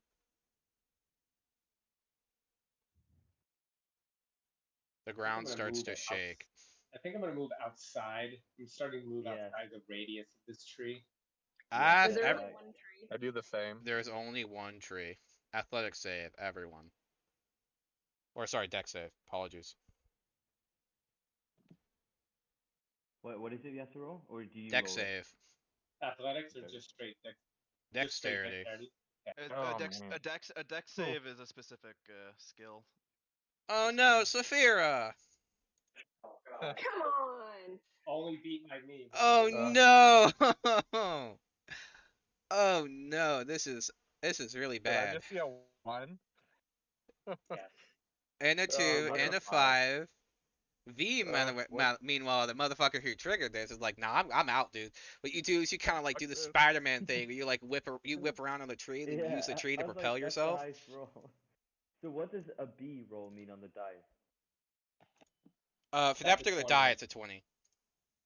Oh, cool. Okay, okay. Yeah, it's a die. It's like a die specific thing. Cool, cool. Like Can it's I like cast? the. Sorry. What are you trying to Go cast? ahead. That's okay. Go ahead. You go ahead. Yeah. Sorry. As Veem is diving away, what did you get, Anders? I got a 5. Oh no. And I got 21. Okay. So the DC was 10. Oh boy. If you made Oh. the save, you dive out. Otherwise, a giant set of jaws starts to rise, and it's having trouble closing. But you notice that the tree was actually like an anglerfish. Oh. Shoot. Can I cast Shocking Grasp really quick? Since I'm Actually, close yeah, to you it? can. That's actually really Amazing. clever. Thanks. All right, so I do the dex and then the effect hit rolls. It actually has to make a save, but it has like disgustingly bad. Okay, yeah, it fails. Pretty sure. Woo! So, yeah, There you cause go. wait, no. Is Shocking Grasp a save or is it a I think it's a melee touch attack, isn't it? Yeah, it might be. Oh, It's a I was touch thinking attack. touch DC. Fucking Pathfinder, man. Yeah. Yeah. Yeah. So I It's need to fine. roll You to succeed hit, anyway. It's right? fine. Okay, amazing. Yeah, this Okay. thing starts to reel out because it uses a reaction in order to chomp its mouth shut, so it can't take reactions. So the rest of you guys now can jump out of the mouth as it like closes its jaws and like dives underneath the earth again. Woo! You basically shocked it done. away. I was thinking. Now it seems kind of weird. In the distance, there's another tree. How far? 300 meters or so. Does Like- the tree look similar to this It one? looks like the exact same tree. Then Like we in the can, distance, another tree emerges. Is what I'm saying. So Oh, it gotcha. merges. So it wasn't okay. Okay. Yeah. No. Yeah. So apparently it didn't think we were worth it. I suggest we go the opposite direction of it for a little bit, then make camp. Yep, I agree. What does the waystone?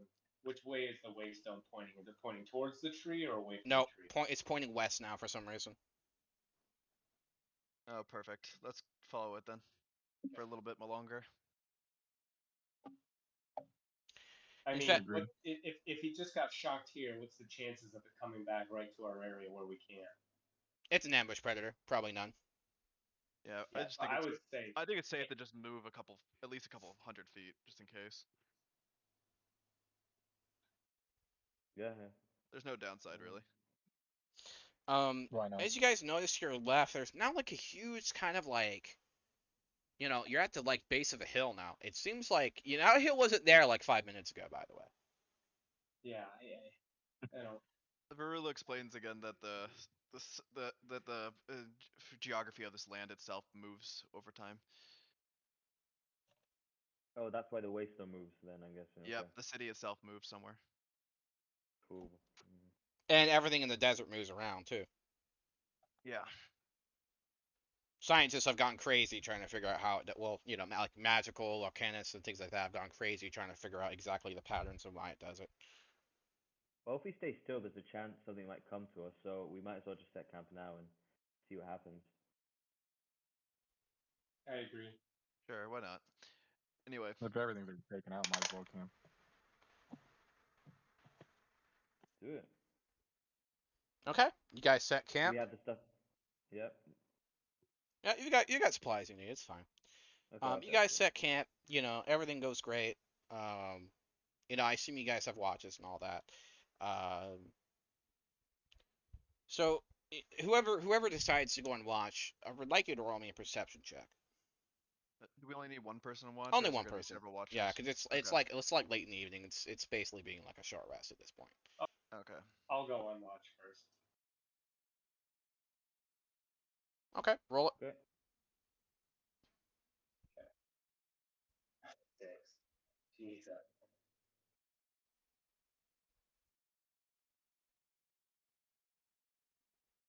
Well, the DC was a 5, so that's okay. So you're at the base of like this hill, right? And you're chilling. You have all your beds out and everything like that. Pretty much everyone's asleep.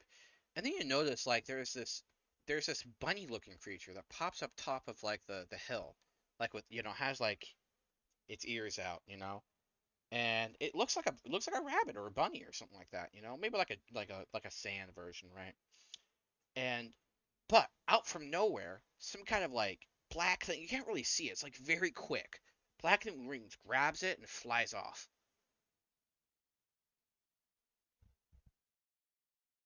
Can I spot? Can I spot the trajectory of the thing that grabs it? Yeah, it's going off into the distance. You'd say it's like a hawk or something similar like that, but it's not quite the same shape. But it was definitely flying. Okay. Did it make a sound? Can I hear the sound? Does it sound like there's more of them in the area? Nope. Just like a random predator, as far as you know. Okay. Well, then I won't wake everyone for something that doesn't seem to be too much of a threat. Yep. And then morning comes as it does, and nothing else is eventual. Nothing else eventful happens whatsoever. You guys get the rest you need and all that. And the hill's still there when you wake up. So. Okay, so has the waystone direction changed? Anything? Nope. Still heading towards that hill. Okay. I mean, guess we just start walking towards it then. Everyone's. Yeah, sounds good. I will say, sorry, during the second shift, I apologize, I skipped over this. Whoever does a second shift, you'll notice that there is beautiful lights in the sky pointing towards the direction of the Waystone, like the northern lights, the Aurora Borealis. Is it flowing through the sky? Direction where the. Yep.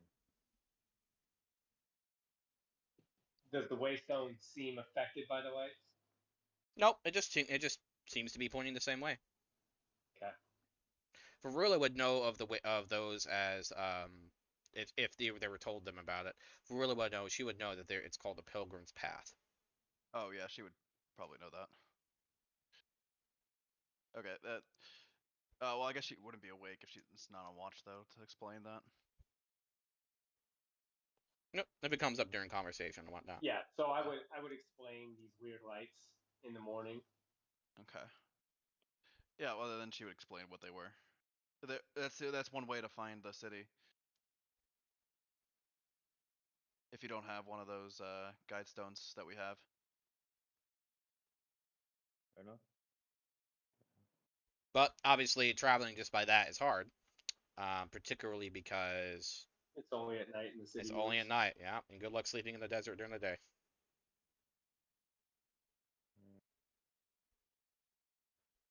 All right. Vamonos. Okay, All right, let's let's do this. roll. All right. You guys crest the hill and you see in the distance the city. Woo! It is a huge spiraling city. Huge. There's like the hustle and bustle of commerce and people. There's large gates out the side, and there's guards like scan everyone that comes in. And there's like, a decent line down there, but it would take you about an hour to get there.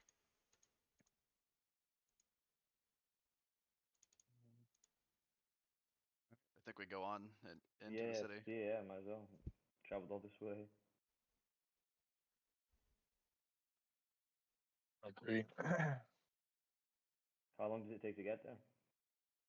About an hour. Okay. Shall we skip forward, or do we find anything in the way? No, you get there just fine. There's a pretty good line.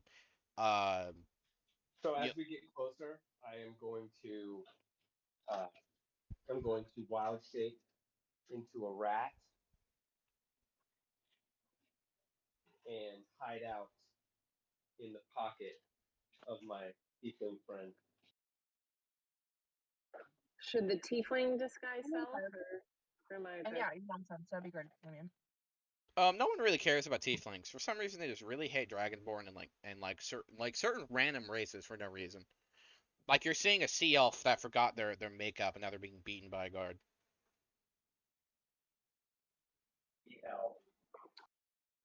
Great. I also tell Loki to make sure that he's invisible if he decides to fly around and get into some mischief. How well does Loki listen to you? More or less. Usually not so much. But I let him know that he's on his own if he gets into some trouble.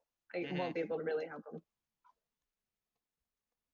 Yeah, and he can turn invisible at will, as Okay, gotcha. dragons do, right?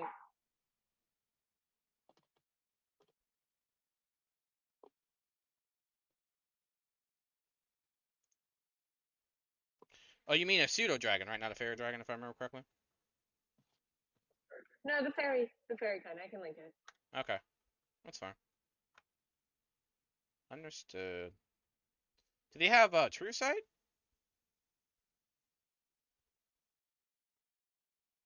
I'm looking right now.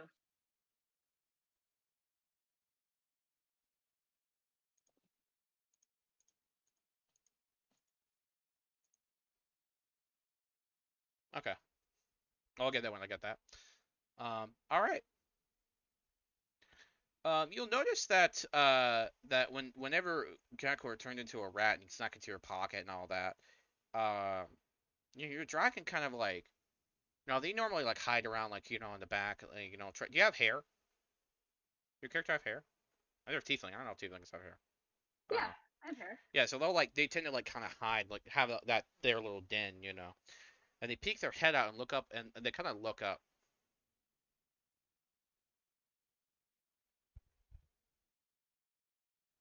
And if you glance up there, you'll see like something high, something like flying high, almost like circling, but they're gliding, kind of like a figure eight, relatively above the area that you're in, and it looks almost like a bat, but it's not quite. And then like it does this kind of very long glide from very high above into the city.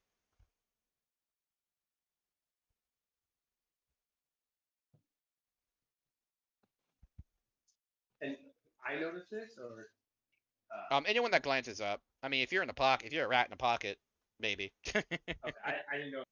I didn't know if you said that it went up to her hair. Gotcha.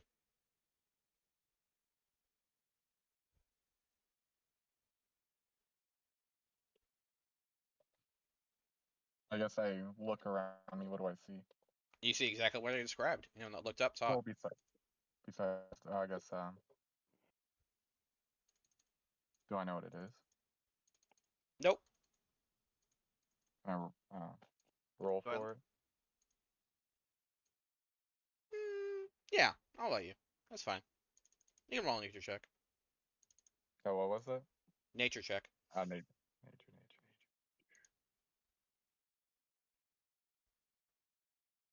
Said I got a B. What? I rolled All nature right. Yeah, and it that's just. yeah. See, Alright. that's what I thought. Yeah, what's a B? But it's Alright. 20. I'll roll That's what I was again. Hold on. confused. No, you got a nat 20. It's fine. Oh, B is not 20. Yeah. Yeah. Sweet, sweet. Second fucking nat 20 of the day. Alright. Okay then. Alright. I see how it is. That, you're pretty sure, is a Tressum. Which is basically known as a cat with wings. Sweet. It's a black Right. cat with wings. So if I hear this thing happening, can I look out of the pocket and see this thing? Yes, your rat instincts go haywire. Perfect. And I file that away for future transformations. Oh no. What have I done? Mm. Does it happen to notice the rat that's hanging out of my pocket? Given its It does have a beady eye on it. And a squeak as you hear like a rat dive into your pocket. I'm like, ooh, a crumb. Alright. So you And I guys, call it Tressum. yeah, yep, Tressum.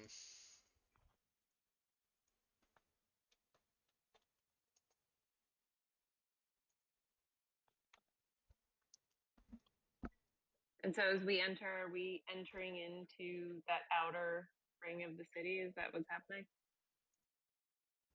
Correct.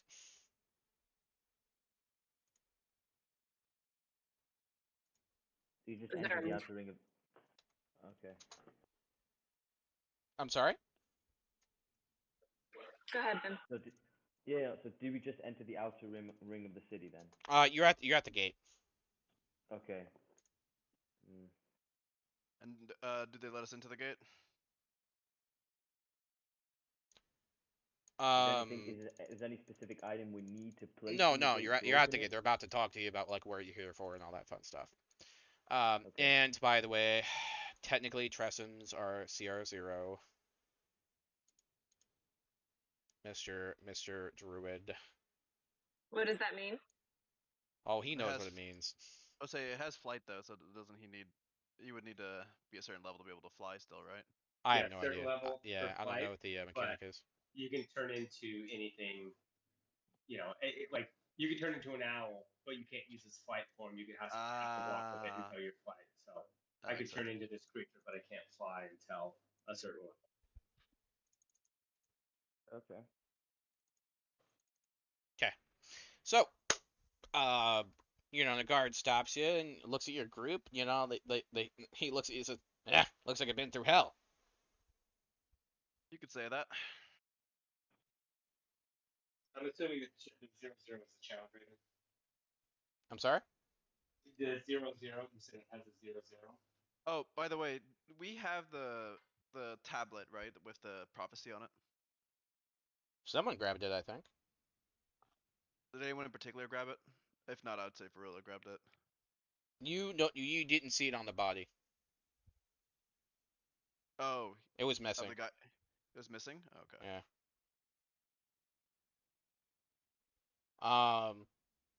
So. I picked it up. It was shiny. I have it on me. No, you didn't find it. I didn't. Okay. Never mind. Correct. It was missing from the body.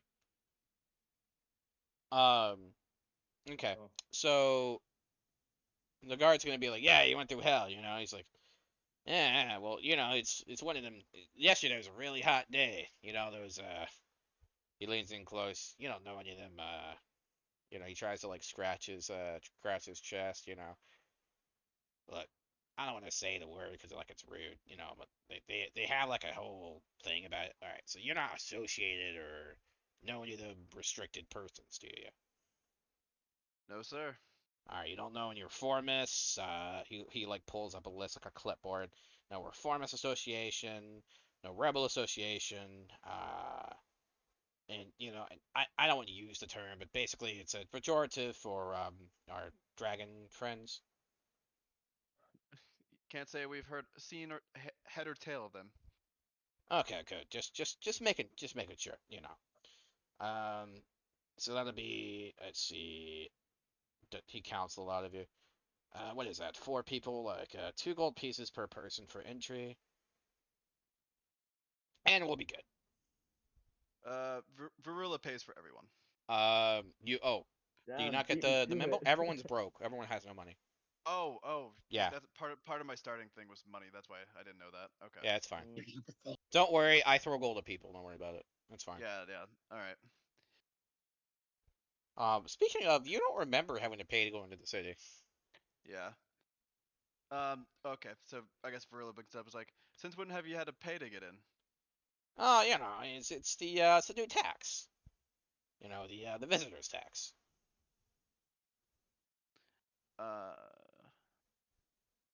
Can I roll insight? I guess I Yeah. don't have any bonus insight. Yeah, go ahead and insight. He's lying. Any luck? Nope. Roll 1. Yeah, he got a 7. You're like you're pretty sure he's bullshitting, but you don't have like any solid proof. Yeah. I guess we just have to pay it then. I guess.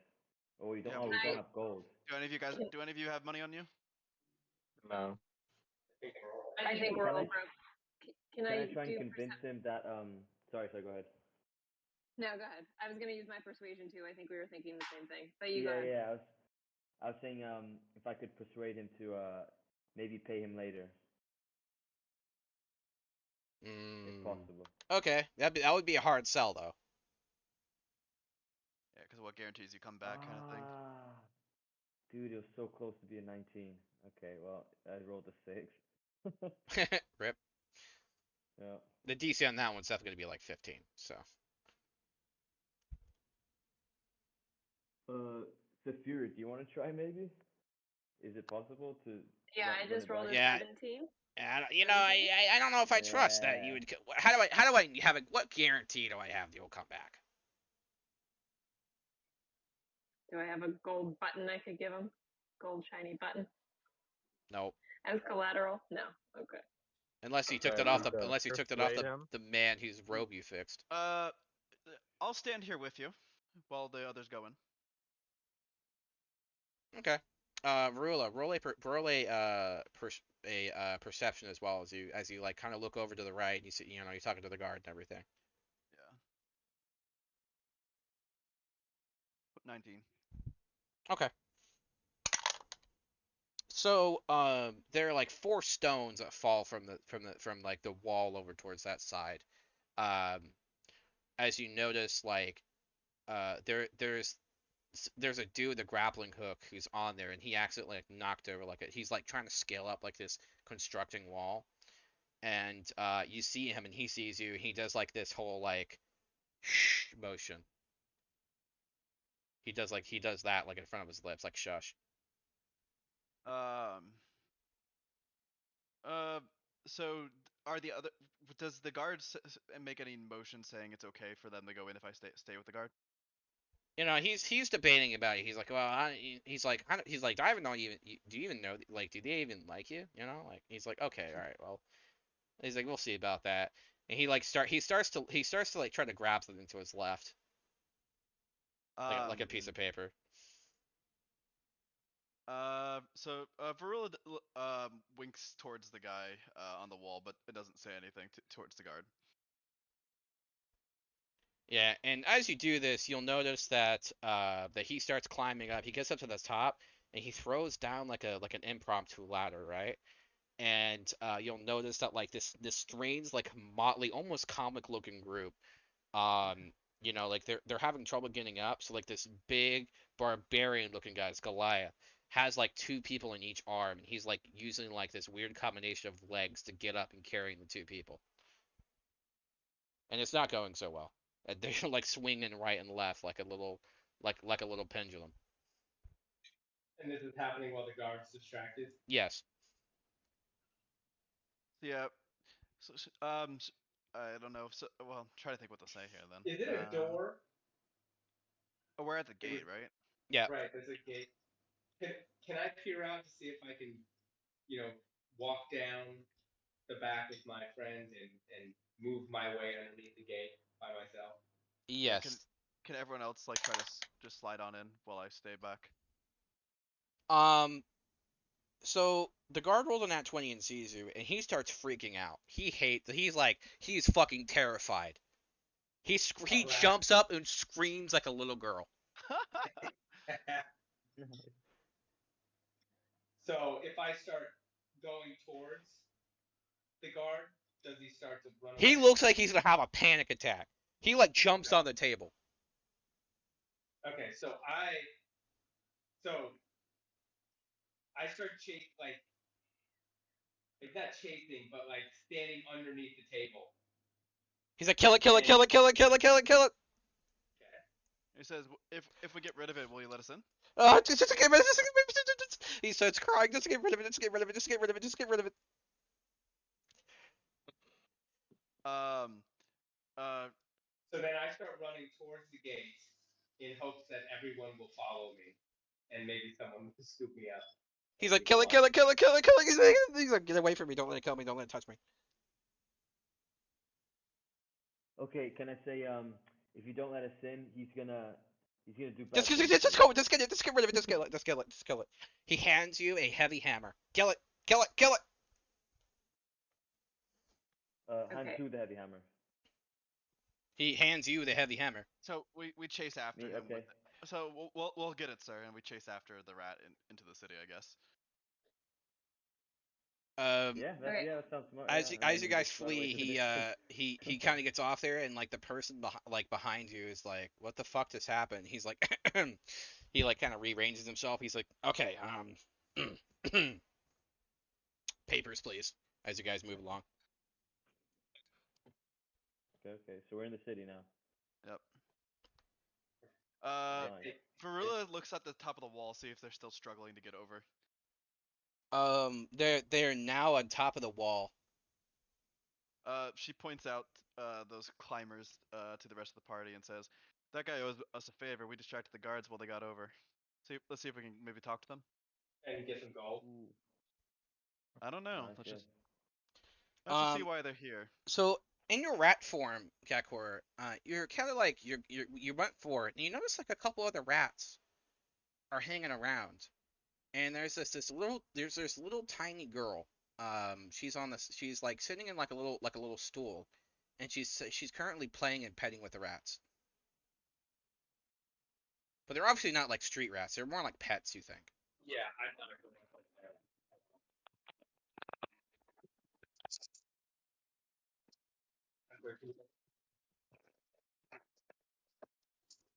Oh, you're breaking a little bit. What did you just say? I said, so I noticed that, and it doesn't look like my, survival sense is tingling. It doesn't look like that's the favorable. I don't want to get caught in that rat circus.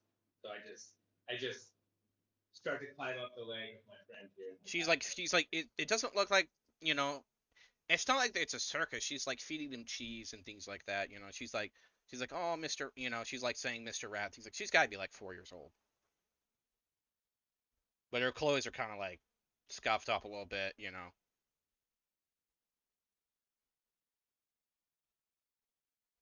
Okay, so I'll can I roll a? What do you want me to roll to see if this is like a trap or? Oh, you can roll insight. Okay.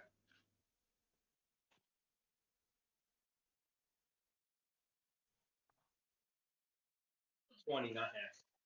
Yeah, she doesn't seem threatening at all. She's like, when the rats get close, she gives them cheese, and then she scratches them and pets them.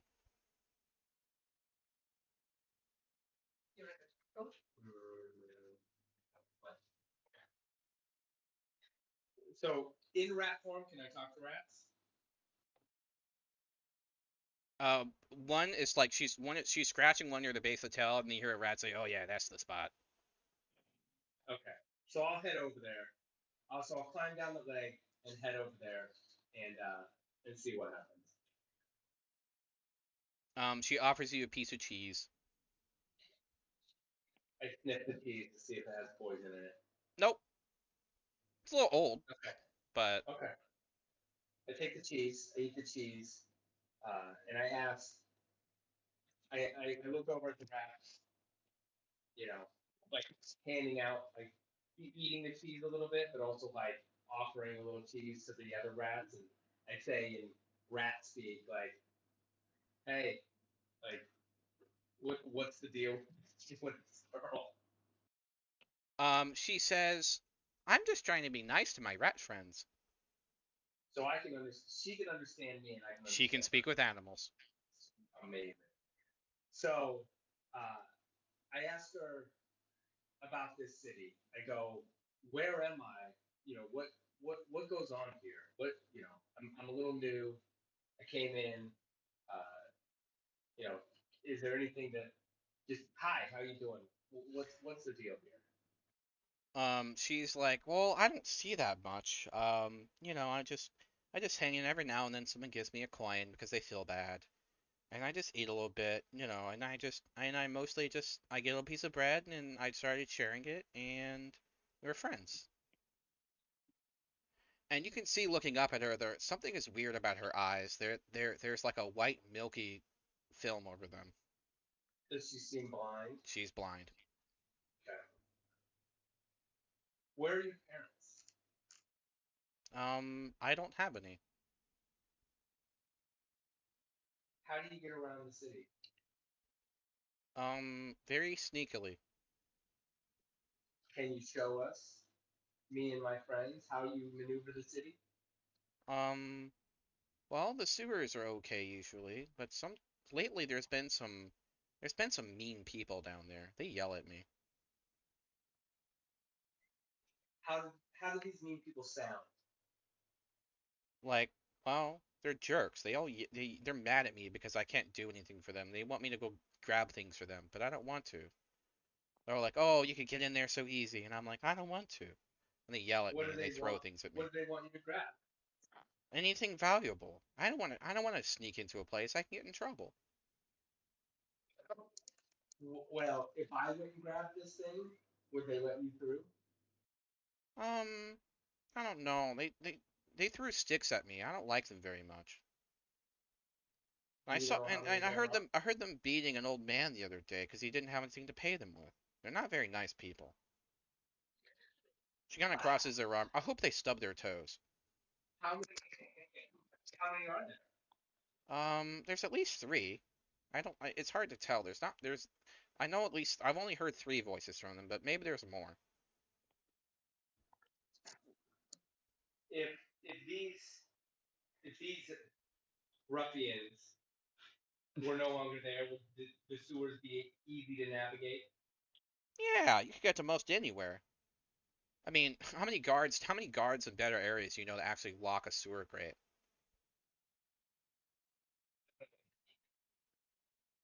Okay, so I thank her for the cheese. I tell her I'm gonna go talk to my friends and I'll be right back. Okay, have a good day, Mr. Rat. So I head back to the crew. Do I see any kind of alley, any kind of like place that we can kind of go around the corner and share information, or if we just Yeah, run out? there's a couple alleys nearby. She names you Charcoal, by the way. Oh, amazing! I love it. So I head to the alley, kind of like motion for everybody to come with me, and if they follow, when they get there, I proceed to share all this information. She'll lead us to the sewers, and that's a great way to navigate the city, and she can kind of show us around. I'm all for learning how to travel the sewers, but I'm also would like to catch these people before they slip away. The people on top of the wall.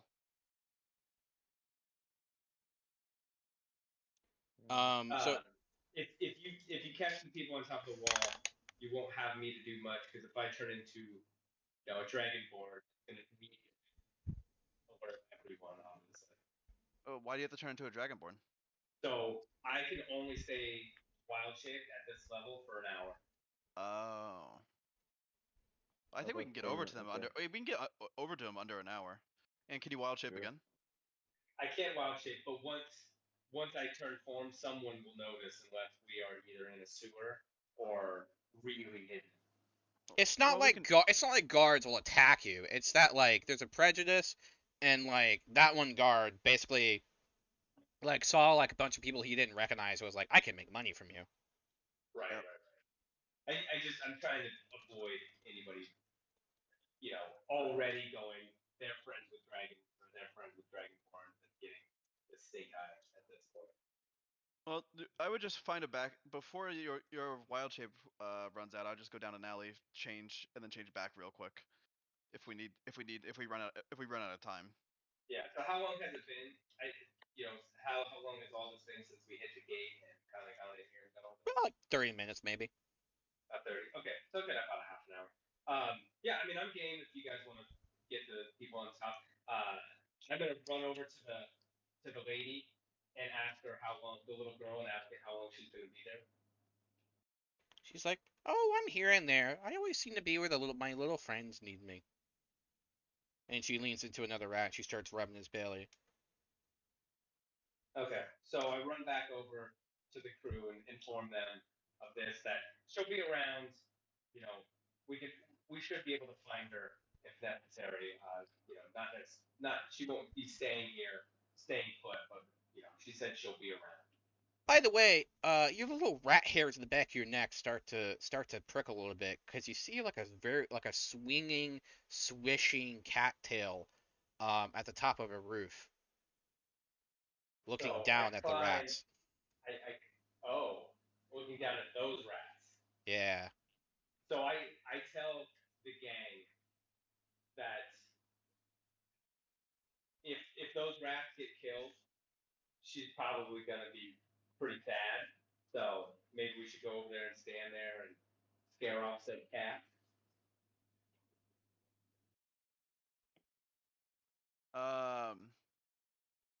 Would I know if these cats are pests or if they're like owned by people in the city, or are they just like, wild? They could be either or, really. Could be either or. Like now this is a black cat though. It's like it has little shuffles. If you look carefully enough, you'll clearly see it has wings. So it's Tressum. Yep. So, but Tressums are unusual though. They're not common. Regular cats are because rats can have plague. Okay. And things like that. Like, but a Tresson wouldn't. Yeah. Is it the same Tressum? Looks like it. Varula would just pull up her crossbow and shoot at it. It screeches, it dodges and screeches very loudly. And you hear like a screaming woman in your head saying, "That was fucking rude."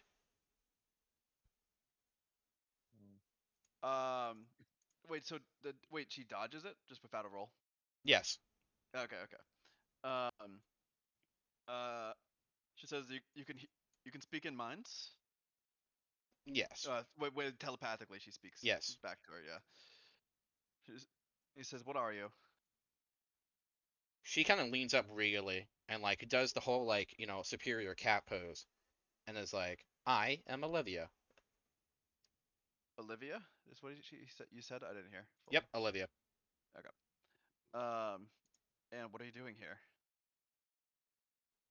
She leans down. She looks down at Gakor and says, "And I'm looking for a snack." Well, can you define one somewhere else? Apparently these rats are important to him. Oh, I suppose. I do just... Well, I already ate. Don't want to put on too much weight. I'll be seeing you again. And she flies off. Alright.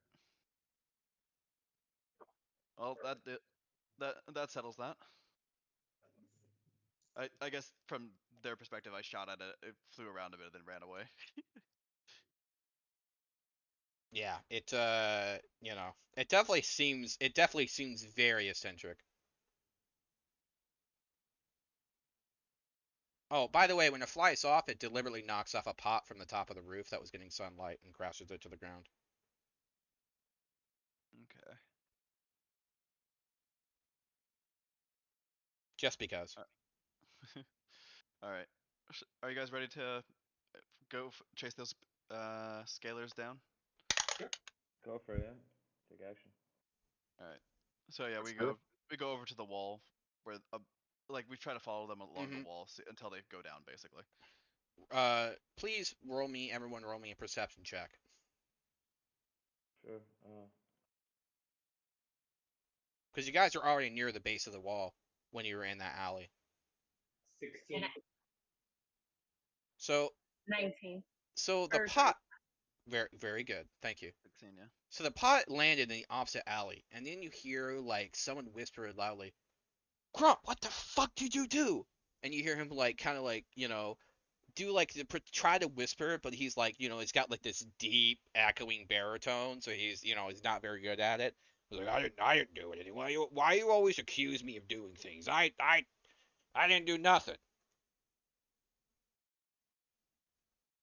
I say we confront them while they're still talking Yeah, sounds and good. try to get them to confess what they did. So I go around. So we go around the corner. Do I recognize them? Basically, I guess is the Yep. first question. Yep. Okay. So, so Varula says, "Well, seems like you guys owe me a favor or two." Just to the whole crowd there. Ah, yes. About that. Well, you see, he starts reaching behind his back. I. All right, I'll cast Psionic Grasp on him and just to try to throw him. This is a As he knocks back, he drops a smoke bomb. Does it just roll or does it actually like explode? It rolls. Nice. All right, I guess I just pick up the smoke bomb. So he doesn't bother making a save. He just fails. Yes. Okay. It will become very obvious that these are not exactly the most adaptive entries. Yeah. He says, "Well, you're just trying to get away from giving a favor." Well, see, well, I would say about that, but you ruined my whole. Like, shut up, Grom. Stop laughing at me. Okay, look. All right, fine. Right, here. He pulls out a piece of paper and writes IOU. And he says, "And what's your name?" Okay, look. Does it have to have the name on it? It definitely has to have the name on it. Yeah. I pull out the note from my pocket and read the name off of it. I forgot what it was. Can you remind me? I think it was like Ben or something. Jeb. Jeb. You wouldn't happen to be a. Go ahead. Your name wouldn't happen to be Jeb, yeah. No, but I know that asshole. All right. Tell us where we could help us find him, and how about we call it even? How about?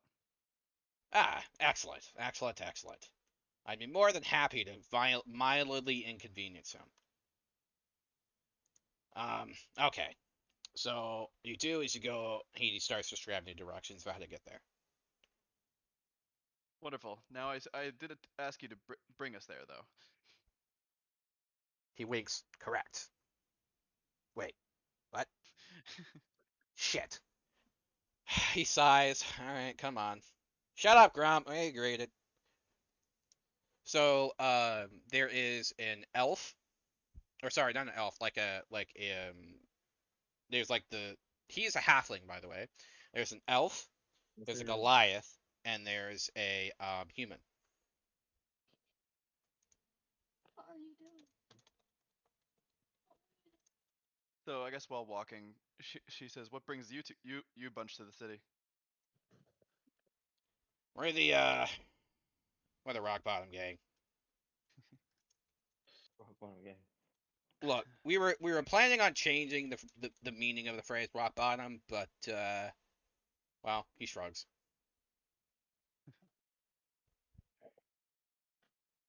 Well, sounds like you're down on your luck. At least you got into the city, okay? Yeah. Bastard wanted gold from me. He's like, oh, he's like, you're a halfling. You have lots of money. You're all carefree. And I'm like, well, no, I'm young. I haven't stolen enough shit yet.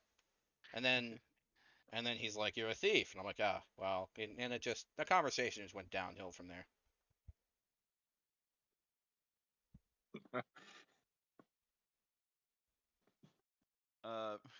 Frula nods as it would.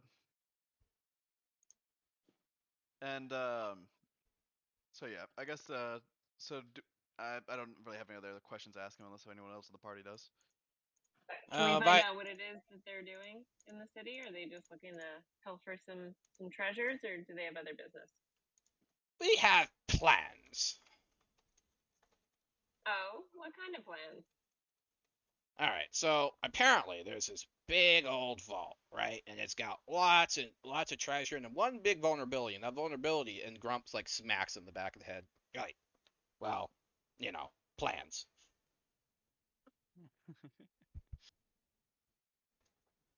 And you were trying to break in there all by your foursomes. Look, well, allegedly enter not necessarily with permission and extract goods of particular value. Yes. Interesting. Okay. By the way, you seem like a good mate. So my name's Honcho. Honcho Loudfoot. I tried to get Silentfoot. Turns out I was taken. Pleasure to make your acquaintance. I think in my rat head, I think it wouldn't be because of the antics, would it? Like, It wouldn't be what? wouldn't be because of their antics, like Loudfoot. So I think that, and I'm wondering if there's any telepaths in the party. I couldn't really hear you very well, bud. Sorry. Yeah, you're breaking up a little bit. Oh, can you hear me now? A bit, yeah. Yeah, a little bit. Sorry, is that better? That's better. Yeah. More clear. Yeah, what I was saying was, I think to myself, as he says that, I think, would it be because of the clumsy antics that he got Loudfoot, not because somebody was taken?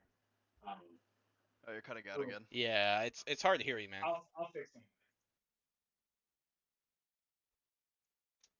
Okay. Here, is that better? Yeah. Yeah. Okay. There was a fan on.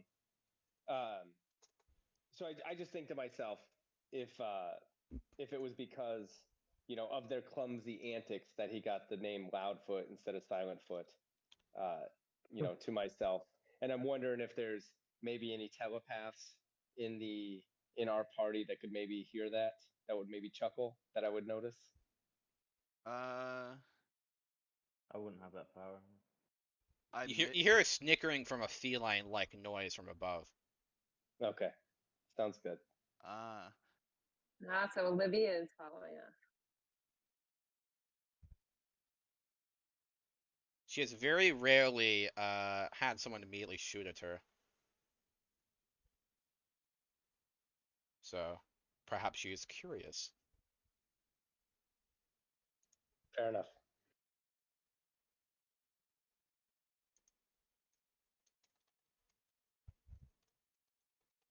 All right. Wait, what did you say? Wait, so what? I think.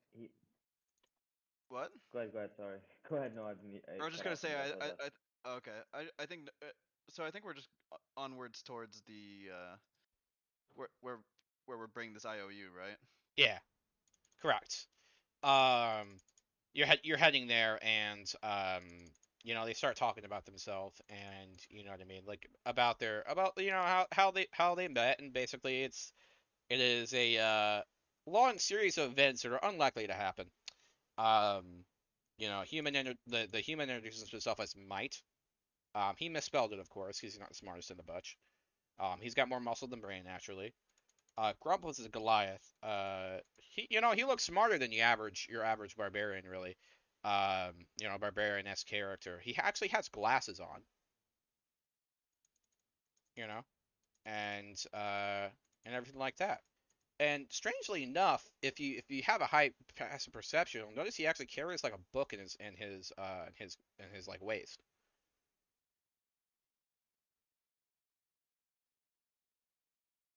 And on the barbarian. So the human's the barbarian. Goliath has a book. On the Goliath. Okay. Correct. And there's a long bow strung around the back of the elf. He introduces himself as Goran, and he like he seems the most graceful of all of them. So someone perception can see what book he's holding.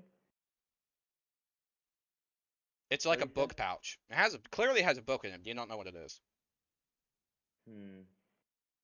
Can I try and roll to see what it is?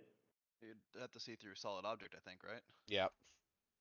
Now you could try to sleight of hand and peek in there, but that potentially can has just- consequences. Yeah. Or you Can could I just, sleight of hand? or you could just ask. That's true. Can I ask first? Good point. So he says, "Well, yes, it is my spell book." So yes, powers then. Oh, so you're studying wizardry? Ah, yes. Now Hancho yells, "You're not a wizard, you idiot. You don't study. You just make things happen." And Grump yells, "I am too a wizard." He points his finger. See? A small zap comes out.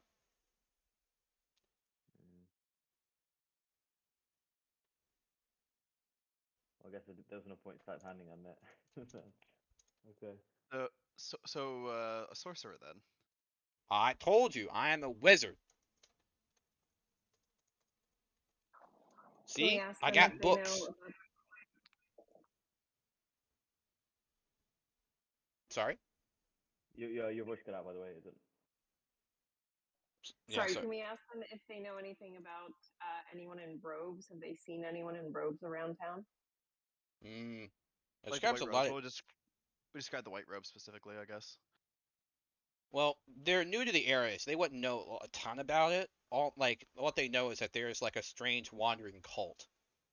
It goes around and speaks about like a turning prophecy, but they've been around like forever. No one really care. No one really believes them. Okay. So yes, they wouldn't know where these cult people are. Okay, got it. All right.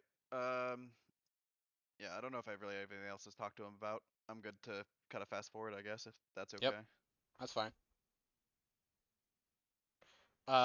So one of them's well, so basically the Goliath sorcerer is gonna look at Anders and he's like, "Hey, how you get that stuff so shiny?" He's gonna point at his armor.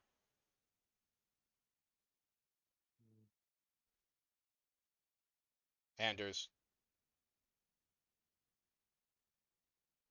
Anders. Darn. He's muted. Sorry. I didn't hear the last part, last minute. Sorry about that. That's fine. So the glass is looking at you and is wondering how you got your armor so shiny. Um, shoot, I don't have a good answer for that one.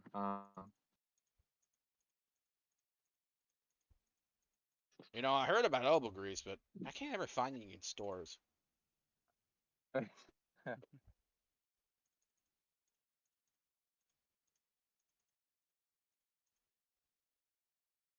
Okay. So, you guys arrive while they're wondering about the pros and cons of elbow grease. You guys arrive at like this kind of inn, right? It doesn't look all that impressive.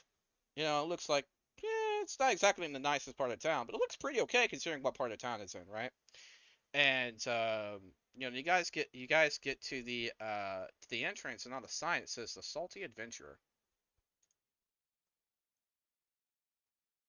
So this is some sort of inn. Does he work here? Well, he's the owner, chap. I guess we head in. Yeah. Yep, I'll go for it. How long has it been up till now? You start growing a scale. Okay, so I whisper to my tiefling friend that we need to head to an alley real quick so I could change and change out.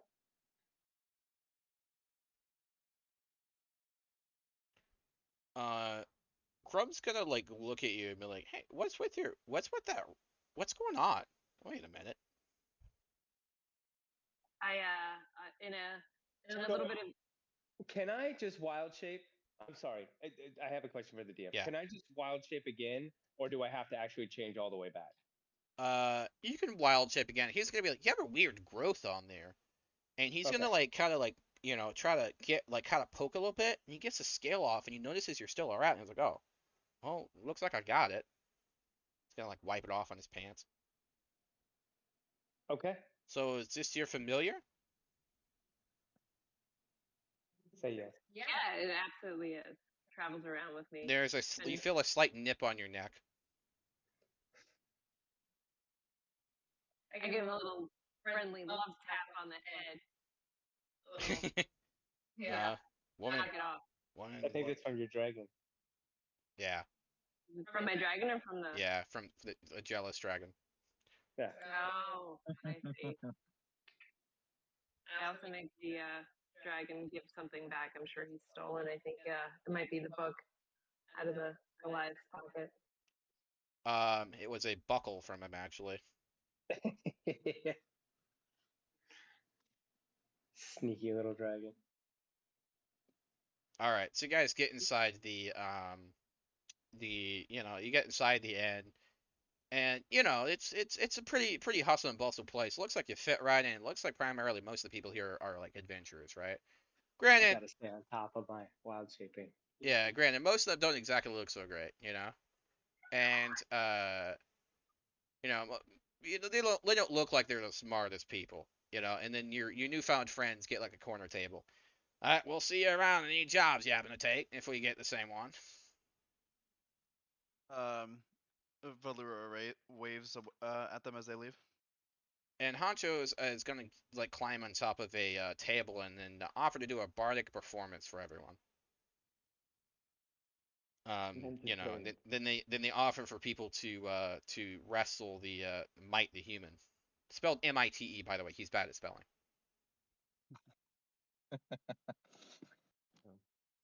So, and then and Jeb's like, welcome.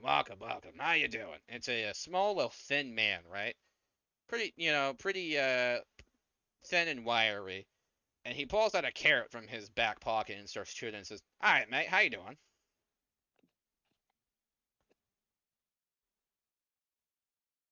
He says that to all of us, or? Yep. This is doing well. We pass him in the IOU note.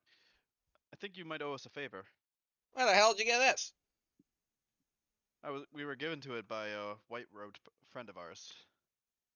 Deception. All right. 14. Well, I'm sure you were, but considering that you don't look like no debt collector, and I'll have you know, I'm almost paid up on my taxes. I only got 3 years left. He says, I don't believe this is for taxes, though.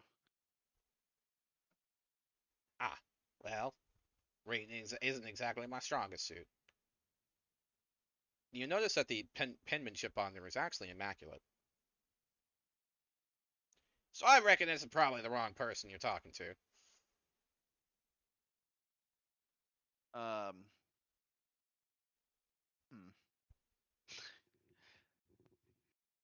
He says, well, perhaps you could help us find the real writer of this note? Well, possibly. Depends what you need him for. I might be able to get a message to him. Mostly just want to meet him and be able to cash this in. Well, around here, we don't like the word cash that much. Because it implies, like certain liquidities. We're not looking for money, exactly, right now. Ah, fantastic. I take it you're looking for a place to stay? That would be it. And he sighs, let me guess, your particular, statement of, liquidity yourself is not in the mind of paying in advance. And you might be right. Alright, well, if that be the case, that is the case. Favor's a favor, after all. Here, come in the back. is going to gesture towards like a back room, and he's going to once everyone gets back there, he's going to nonchalantly pull on a very obvious torch, and a wall moves around, and a stair kind of like falls down, like kind of like a ramp. It looks like you're going into like a basement. He says, Varula says, is this a room exactly? What's down there? It's a room. I mean, it's got supports. It's got I mean, every room has cobwebs, really, if you think about it. He starts going down. He starts going down, I guess. Now, mind the head, and there is like a gap. Some idiot fell through my stairs once. That was awkward.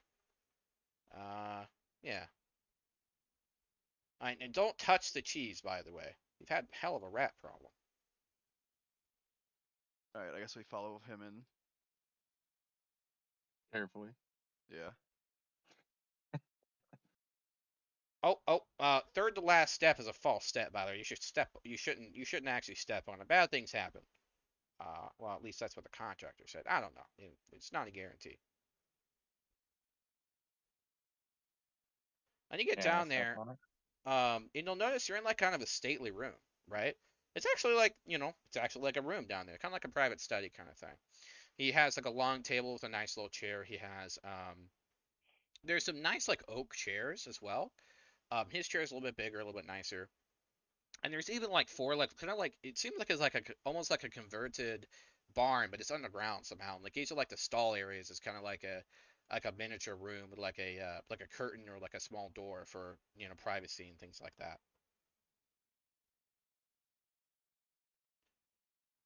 Well, when members of the family come on by, I have them down here. You know,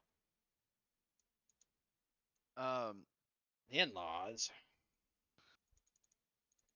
Well, we appreciate you offering the room. We'll get back to you on the payment for it. Oh no, we'll talk about that here in a second. Eventually, I'm gonna have you handle a small matter of business for me. In exchange, I'll let you stay here for an indeterminate time, but don't worry about room and board during that time either. So what is this favor that you want us to do? Well, so I have a slight issue at hand. So basically, I lost a card game, and I kind of need some assistance in getting the little bauble back. Okay. And how do you plan to do that? Well, it's very easy. I've already negotiated, getting it back. I just need someone to deliver something for me. That's all. I don't know. What is it that you want us to deliver? Well, I'm glad you asked. He reaches into his pocket and he pulls out a vial. Here, Neko. And so he pulls out a vial. Now, this vial has like a binding rune on top, right? So it's like a rune that once like you put something inside it and you seal it, it kind of stays there. I was like, this is the negotiated item. All you have to do is deliver this to the person in question, and everything will be okay. You deliver it to them, and I come back, and you get your payment. And of course, if you get it done, within a reasonable time frame, I could see fit to throw you a small bonus.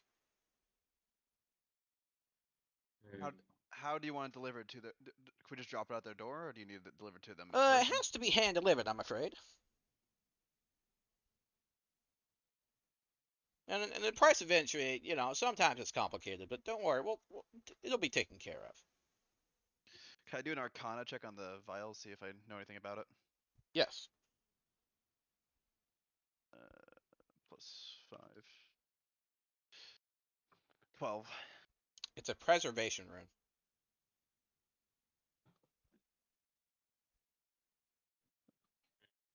So let's You get preserve more it. information on. Sorry. Whatever's put inside there and the rune is closed, it preserves it. No, but could we get more information to whom we need to deliver this item? Yeah.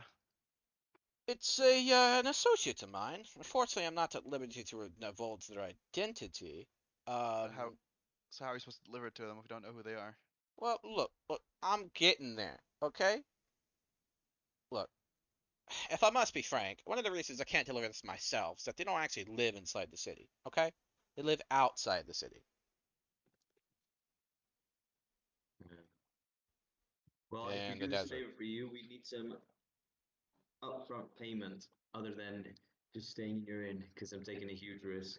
Well, I'm taking a huge. You know how expensive these bottles are? They're made by the gnomes. Or children. I can't really remember. They both have tiny hands. It's not the point. They're expensive. Well, you can take it yourself then. And you can take it yourself. I don't know. You need us to take it. Well, I got 100 adventurers upstairs that would die for an opportunity. Well, I don't know. Maybe not die.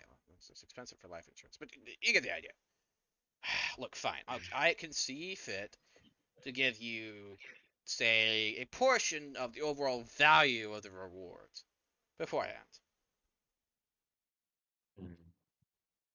In exchange for, When say, would a you do that? small consideration of writing saying you accept the contract. Okay.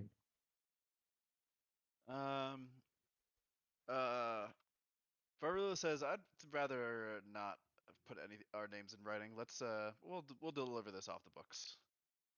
Excellent. Agreed. I'm glad Agreed. you agree with me. Now, tell me, which one of you is responsible for bringing me this amazing gift, by the way? I've had such a huge problem with rodents, and next thing I know, this cat will not leave me alone. It's just sitting outside, it's all along. I have surveillance bulls, of course. But it's having, it's even, well, wait, where'd it go?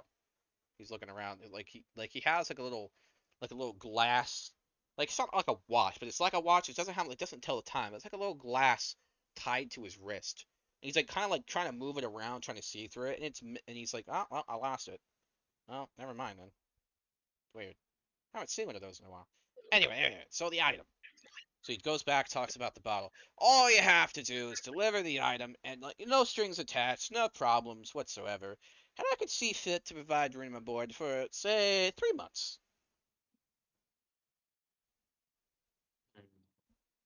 How far outside the city is it? Oh, just a day's travel. I even arranged transport.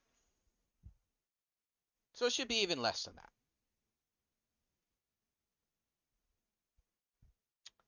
How long was it, sorry? Well, I think that works for me. That's Yeah, I'm done with it. So he kind of turns around and leans down on one of the floorboards and kind of lifts it up. Like a little knob appears, right? And he lifts it up and he pulls out some rope. And he's like, "So, how do you guys feel about heights?" perfectly comfortable. Yeah, manage to do. We'll manage. Oh, that's good.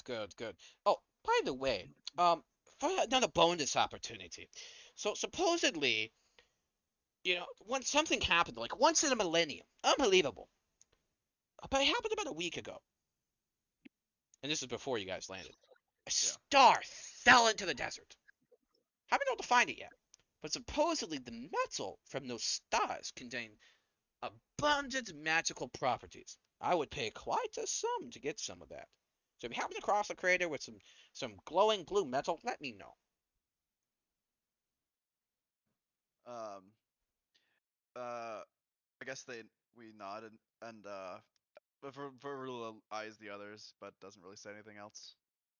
I mean, people even came with the weirdest rumors of being like, "Oh, 5 star," but that was like ridiculous. There hasn't been like one star happened like a little bit ago. There hasn't been like more than one, and he does like he starts counting fingers, and you realize he's missing a couple on one hand. He's like, well, a long time anyway.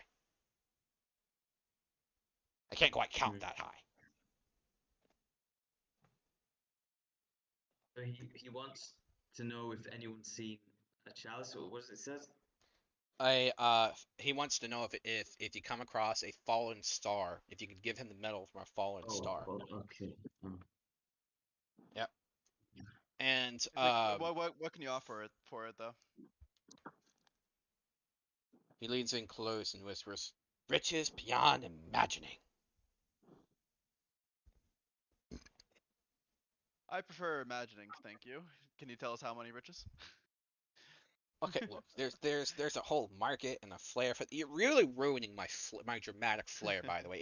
It's it's considered rude. You know, if I had a trap door, like a button for a trap door, I'd pull it. But you'd have to stand like he points to a different spot. You have to stand there, and that's a whole thing, right? Anyway, so he goes to a wall and presses in the wall again, and kind of flips around, and out pops like a little pouch, and he tosses it towards the room.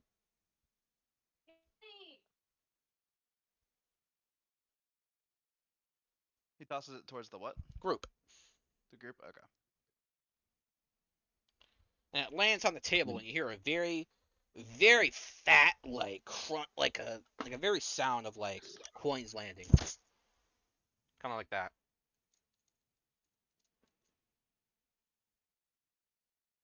As you pick So it is up, that you can possible? kind of like get a feel for it, and you're like, wow, that's a hefty amount of gold in there. Okay. And is this the forward payment you mentioned? Yes, 250 gold. I Okay. guess okay if I hold on to this. Varula looks at the others. You can ask for it back at any time. Someone needs to hold on to the money. Yeah, that's all right. Yeah, no problem, dude. Yeah, I'm not saying anything because I don't want to freak the guy out as a talking rat. Yeah. Yeah, fair enough. Now, what I Okay, suggest well, we do, we should spend about roughly an hour or so hashing out the little teeny tiny details. Sounds good. yeah. Yeah, except I'm gonna Rat transform eyes it start on, panicking. Yeah, that's right. Oh yeah, that's right. I forgot about that. Yeah. How You don't about have, how about do you have a chime in and I say, do you have a third wild shape or no? No, not until I short rest. Okay. and then so I Why chime don't in so party. Oh, sorry. yeah. No, you go ahead. I was just gonna say I chime into the party and I say, we've had quite a day, and with your generous payment, I think we could likely all take a rest and a snack and have some breakfast in the morning, and then head out to on this errand for you. And I look over at the party to see if folks shake their heads yes or no. Or... Yeah, sounds good. I'm That needing sounds some good. rest after that. Yeah. Okay, good. Now, before I do this, of course, I'll need to spray the rooms first. Again, the whole rodent thing. It'll kill any rats pretty much instantly on contact. Yeah, I think we're okay. I think we're okay if some rats come around. I have some spare cheese in a pocket here and there. I think we're fine. We just really Wait, you know really that like to hit the Belinda hay. girl? You're not her grown Yeah, up, are you? Right, you can see though. no. I'm not that Yeah, old, you know. no. Yeah, rats are friends of mine. I'll make sure that they're okay, but don't become a nuisance to you or to your other guests. But I think we'd really like to rest up and then potentially cover the details in the morning. I suppose. But hold on, I'll need to let you know of how to get where you need to be. You'll need to get on the blimp, right? And I'll cast you out into the desert. And okay, well, so he sits down. I recommend you sit down for this one.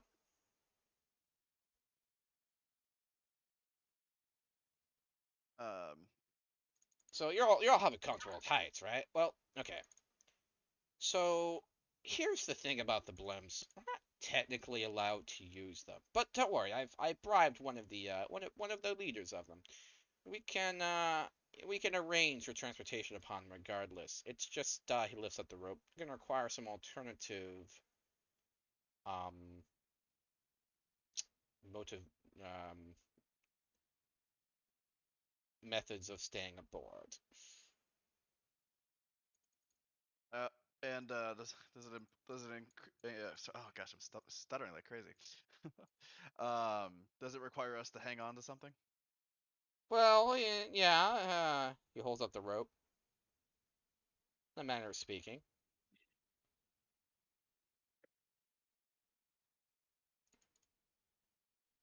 Oh, I see. So we won't be in the blimp. We'll be hanging on via rope to the blimp. Yes, To yes, the yes. main Of room. course, of Okay, course. good. Now try not to wiggle too much when you do that. You know, it's kind of like fishing with that whole shtick. You know, try not to wiggle too much. You know, it's kind of like bait, but it's okay. You should be like, you know, few hundred feet above. It'll be fine. It'll be fine.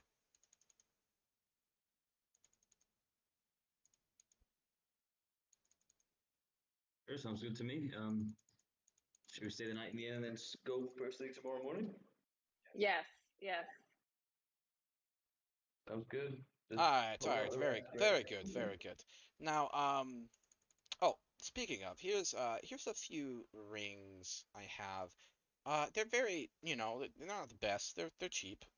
You know, what? Hey, don't look at me like that. Cheap one, look, good ones are expensive. Okay, so these rings, you know, if you do happen to fall, you know, by accident or on purpose, you know, it should prevent the whole splattering effect that falling would happen.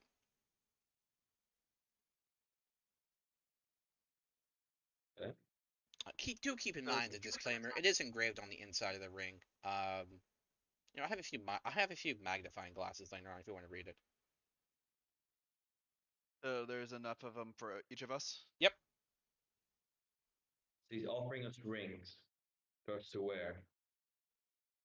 I guess I do an Arcana check and read the inscriptions and stuff real quick. Yeah.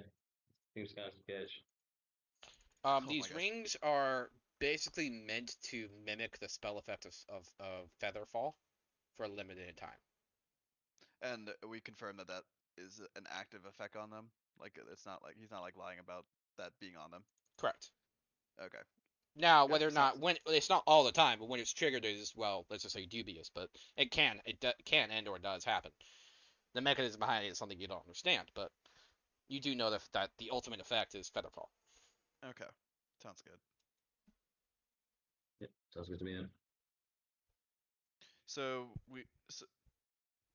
thanks for giving us these, and we'll head off in the morning. All right, awesome. So, cool. All right. So we're gonna go ahead and probably call it there for this session. That's just about 3 Awesome. hours. I'm gonna start pulling on the pocket of my friend and be like, "Get him out!" Small, tiny squeaking intensifies. Yeah, and I do a big, big graphic yawn. And I say, "Oh well, that's about it for us then. We're gonna turn in." Mm-hmm. And he's going to go ahead and 1 second, set up 5 rooms for you guys. And he's going to go ahead and walk upstairs. 5 rooms in this basement room, or we Yep. or like He's setting up 5 5 rooms for you down here. He's going to walk upstairs. how is he setting up 5 rooms? Is he like putting dividers up or something, or I'm just confused by Yeah, the image. there's multiple. He's like setting up like 5 little beds down there. Oh, okay. Yeah, it was Yeah, like there's a like barn there's like that had the movable walls and separators. stuff. Oh, okay.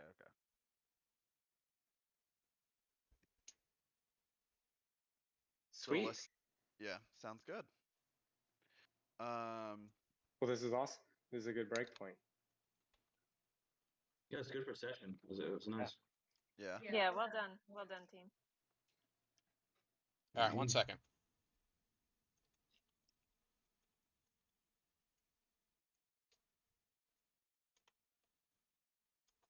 Okay.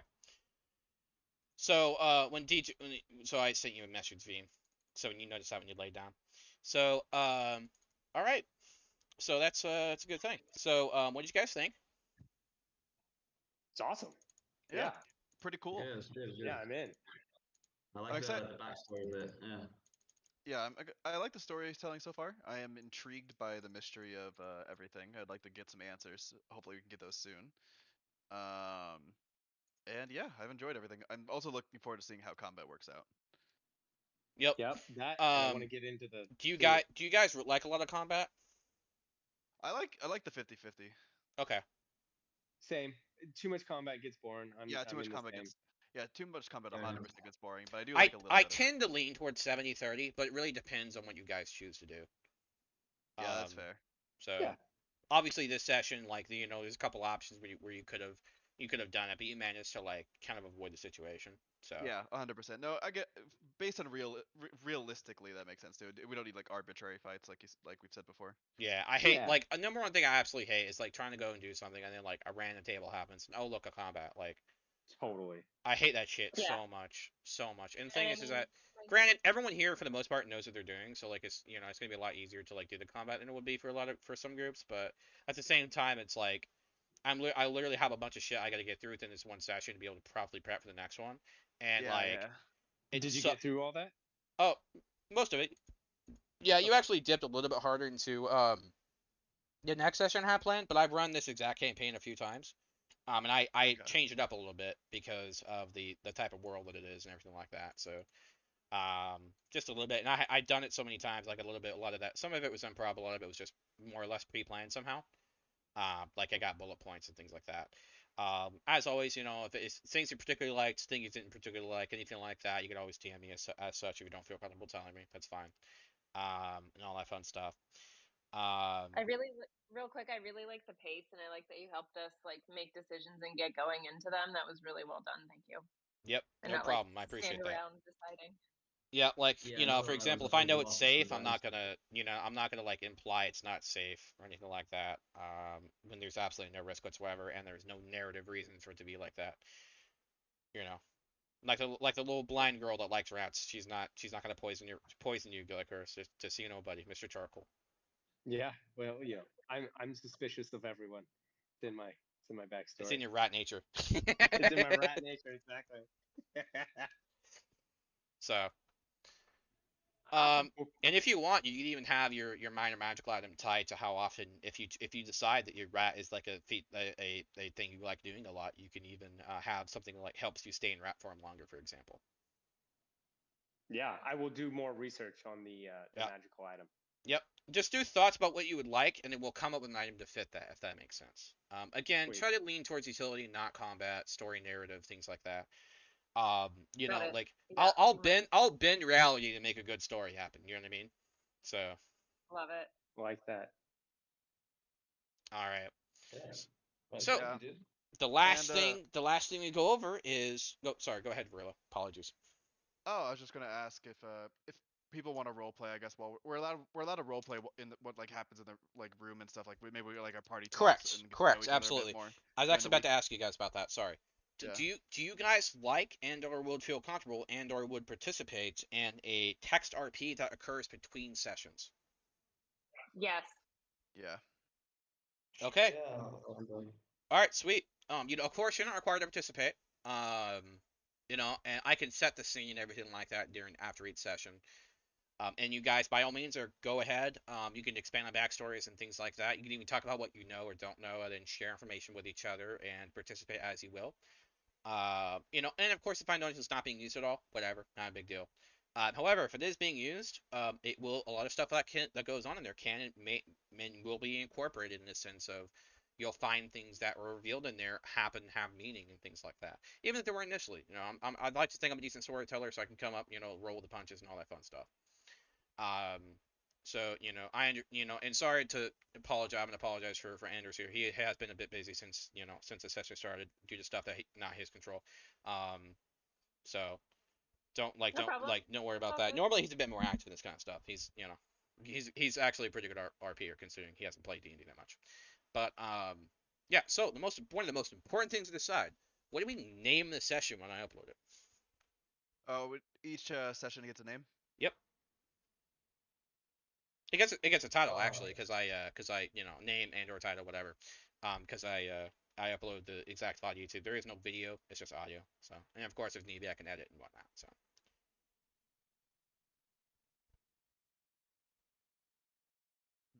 I'm not. I don't know. I'm not being creative at the moment. all right, Thinking gotcha. about a name. How about something like here, there, and we're not really quite sure where. I like that a lot. Sure. Yeah. Sweet. All right, that's not bad. And always the DM may shorten.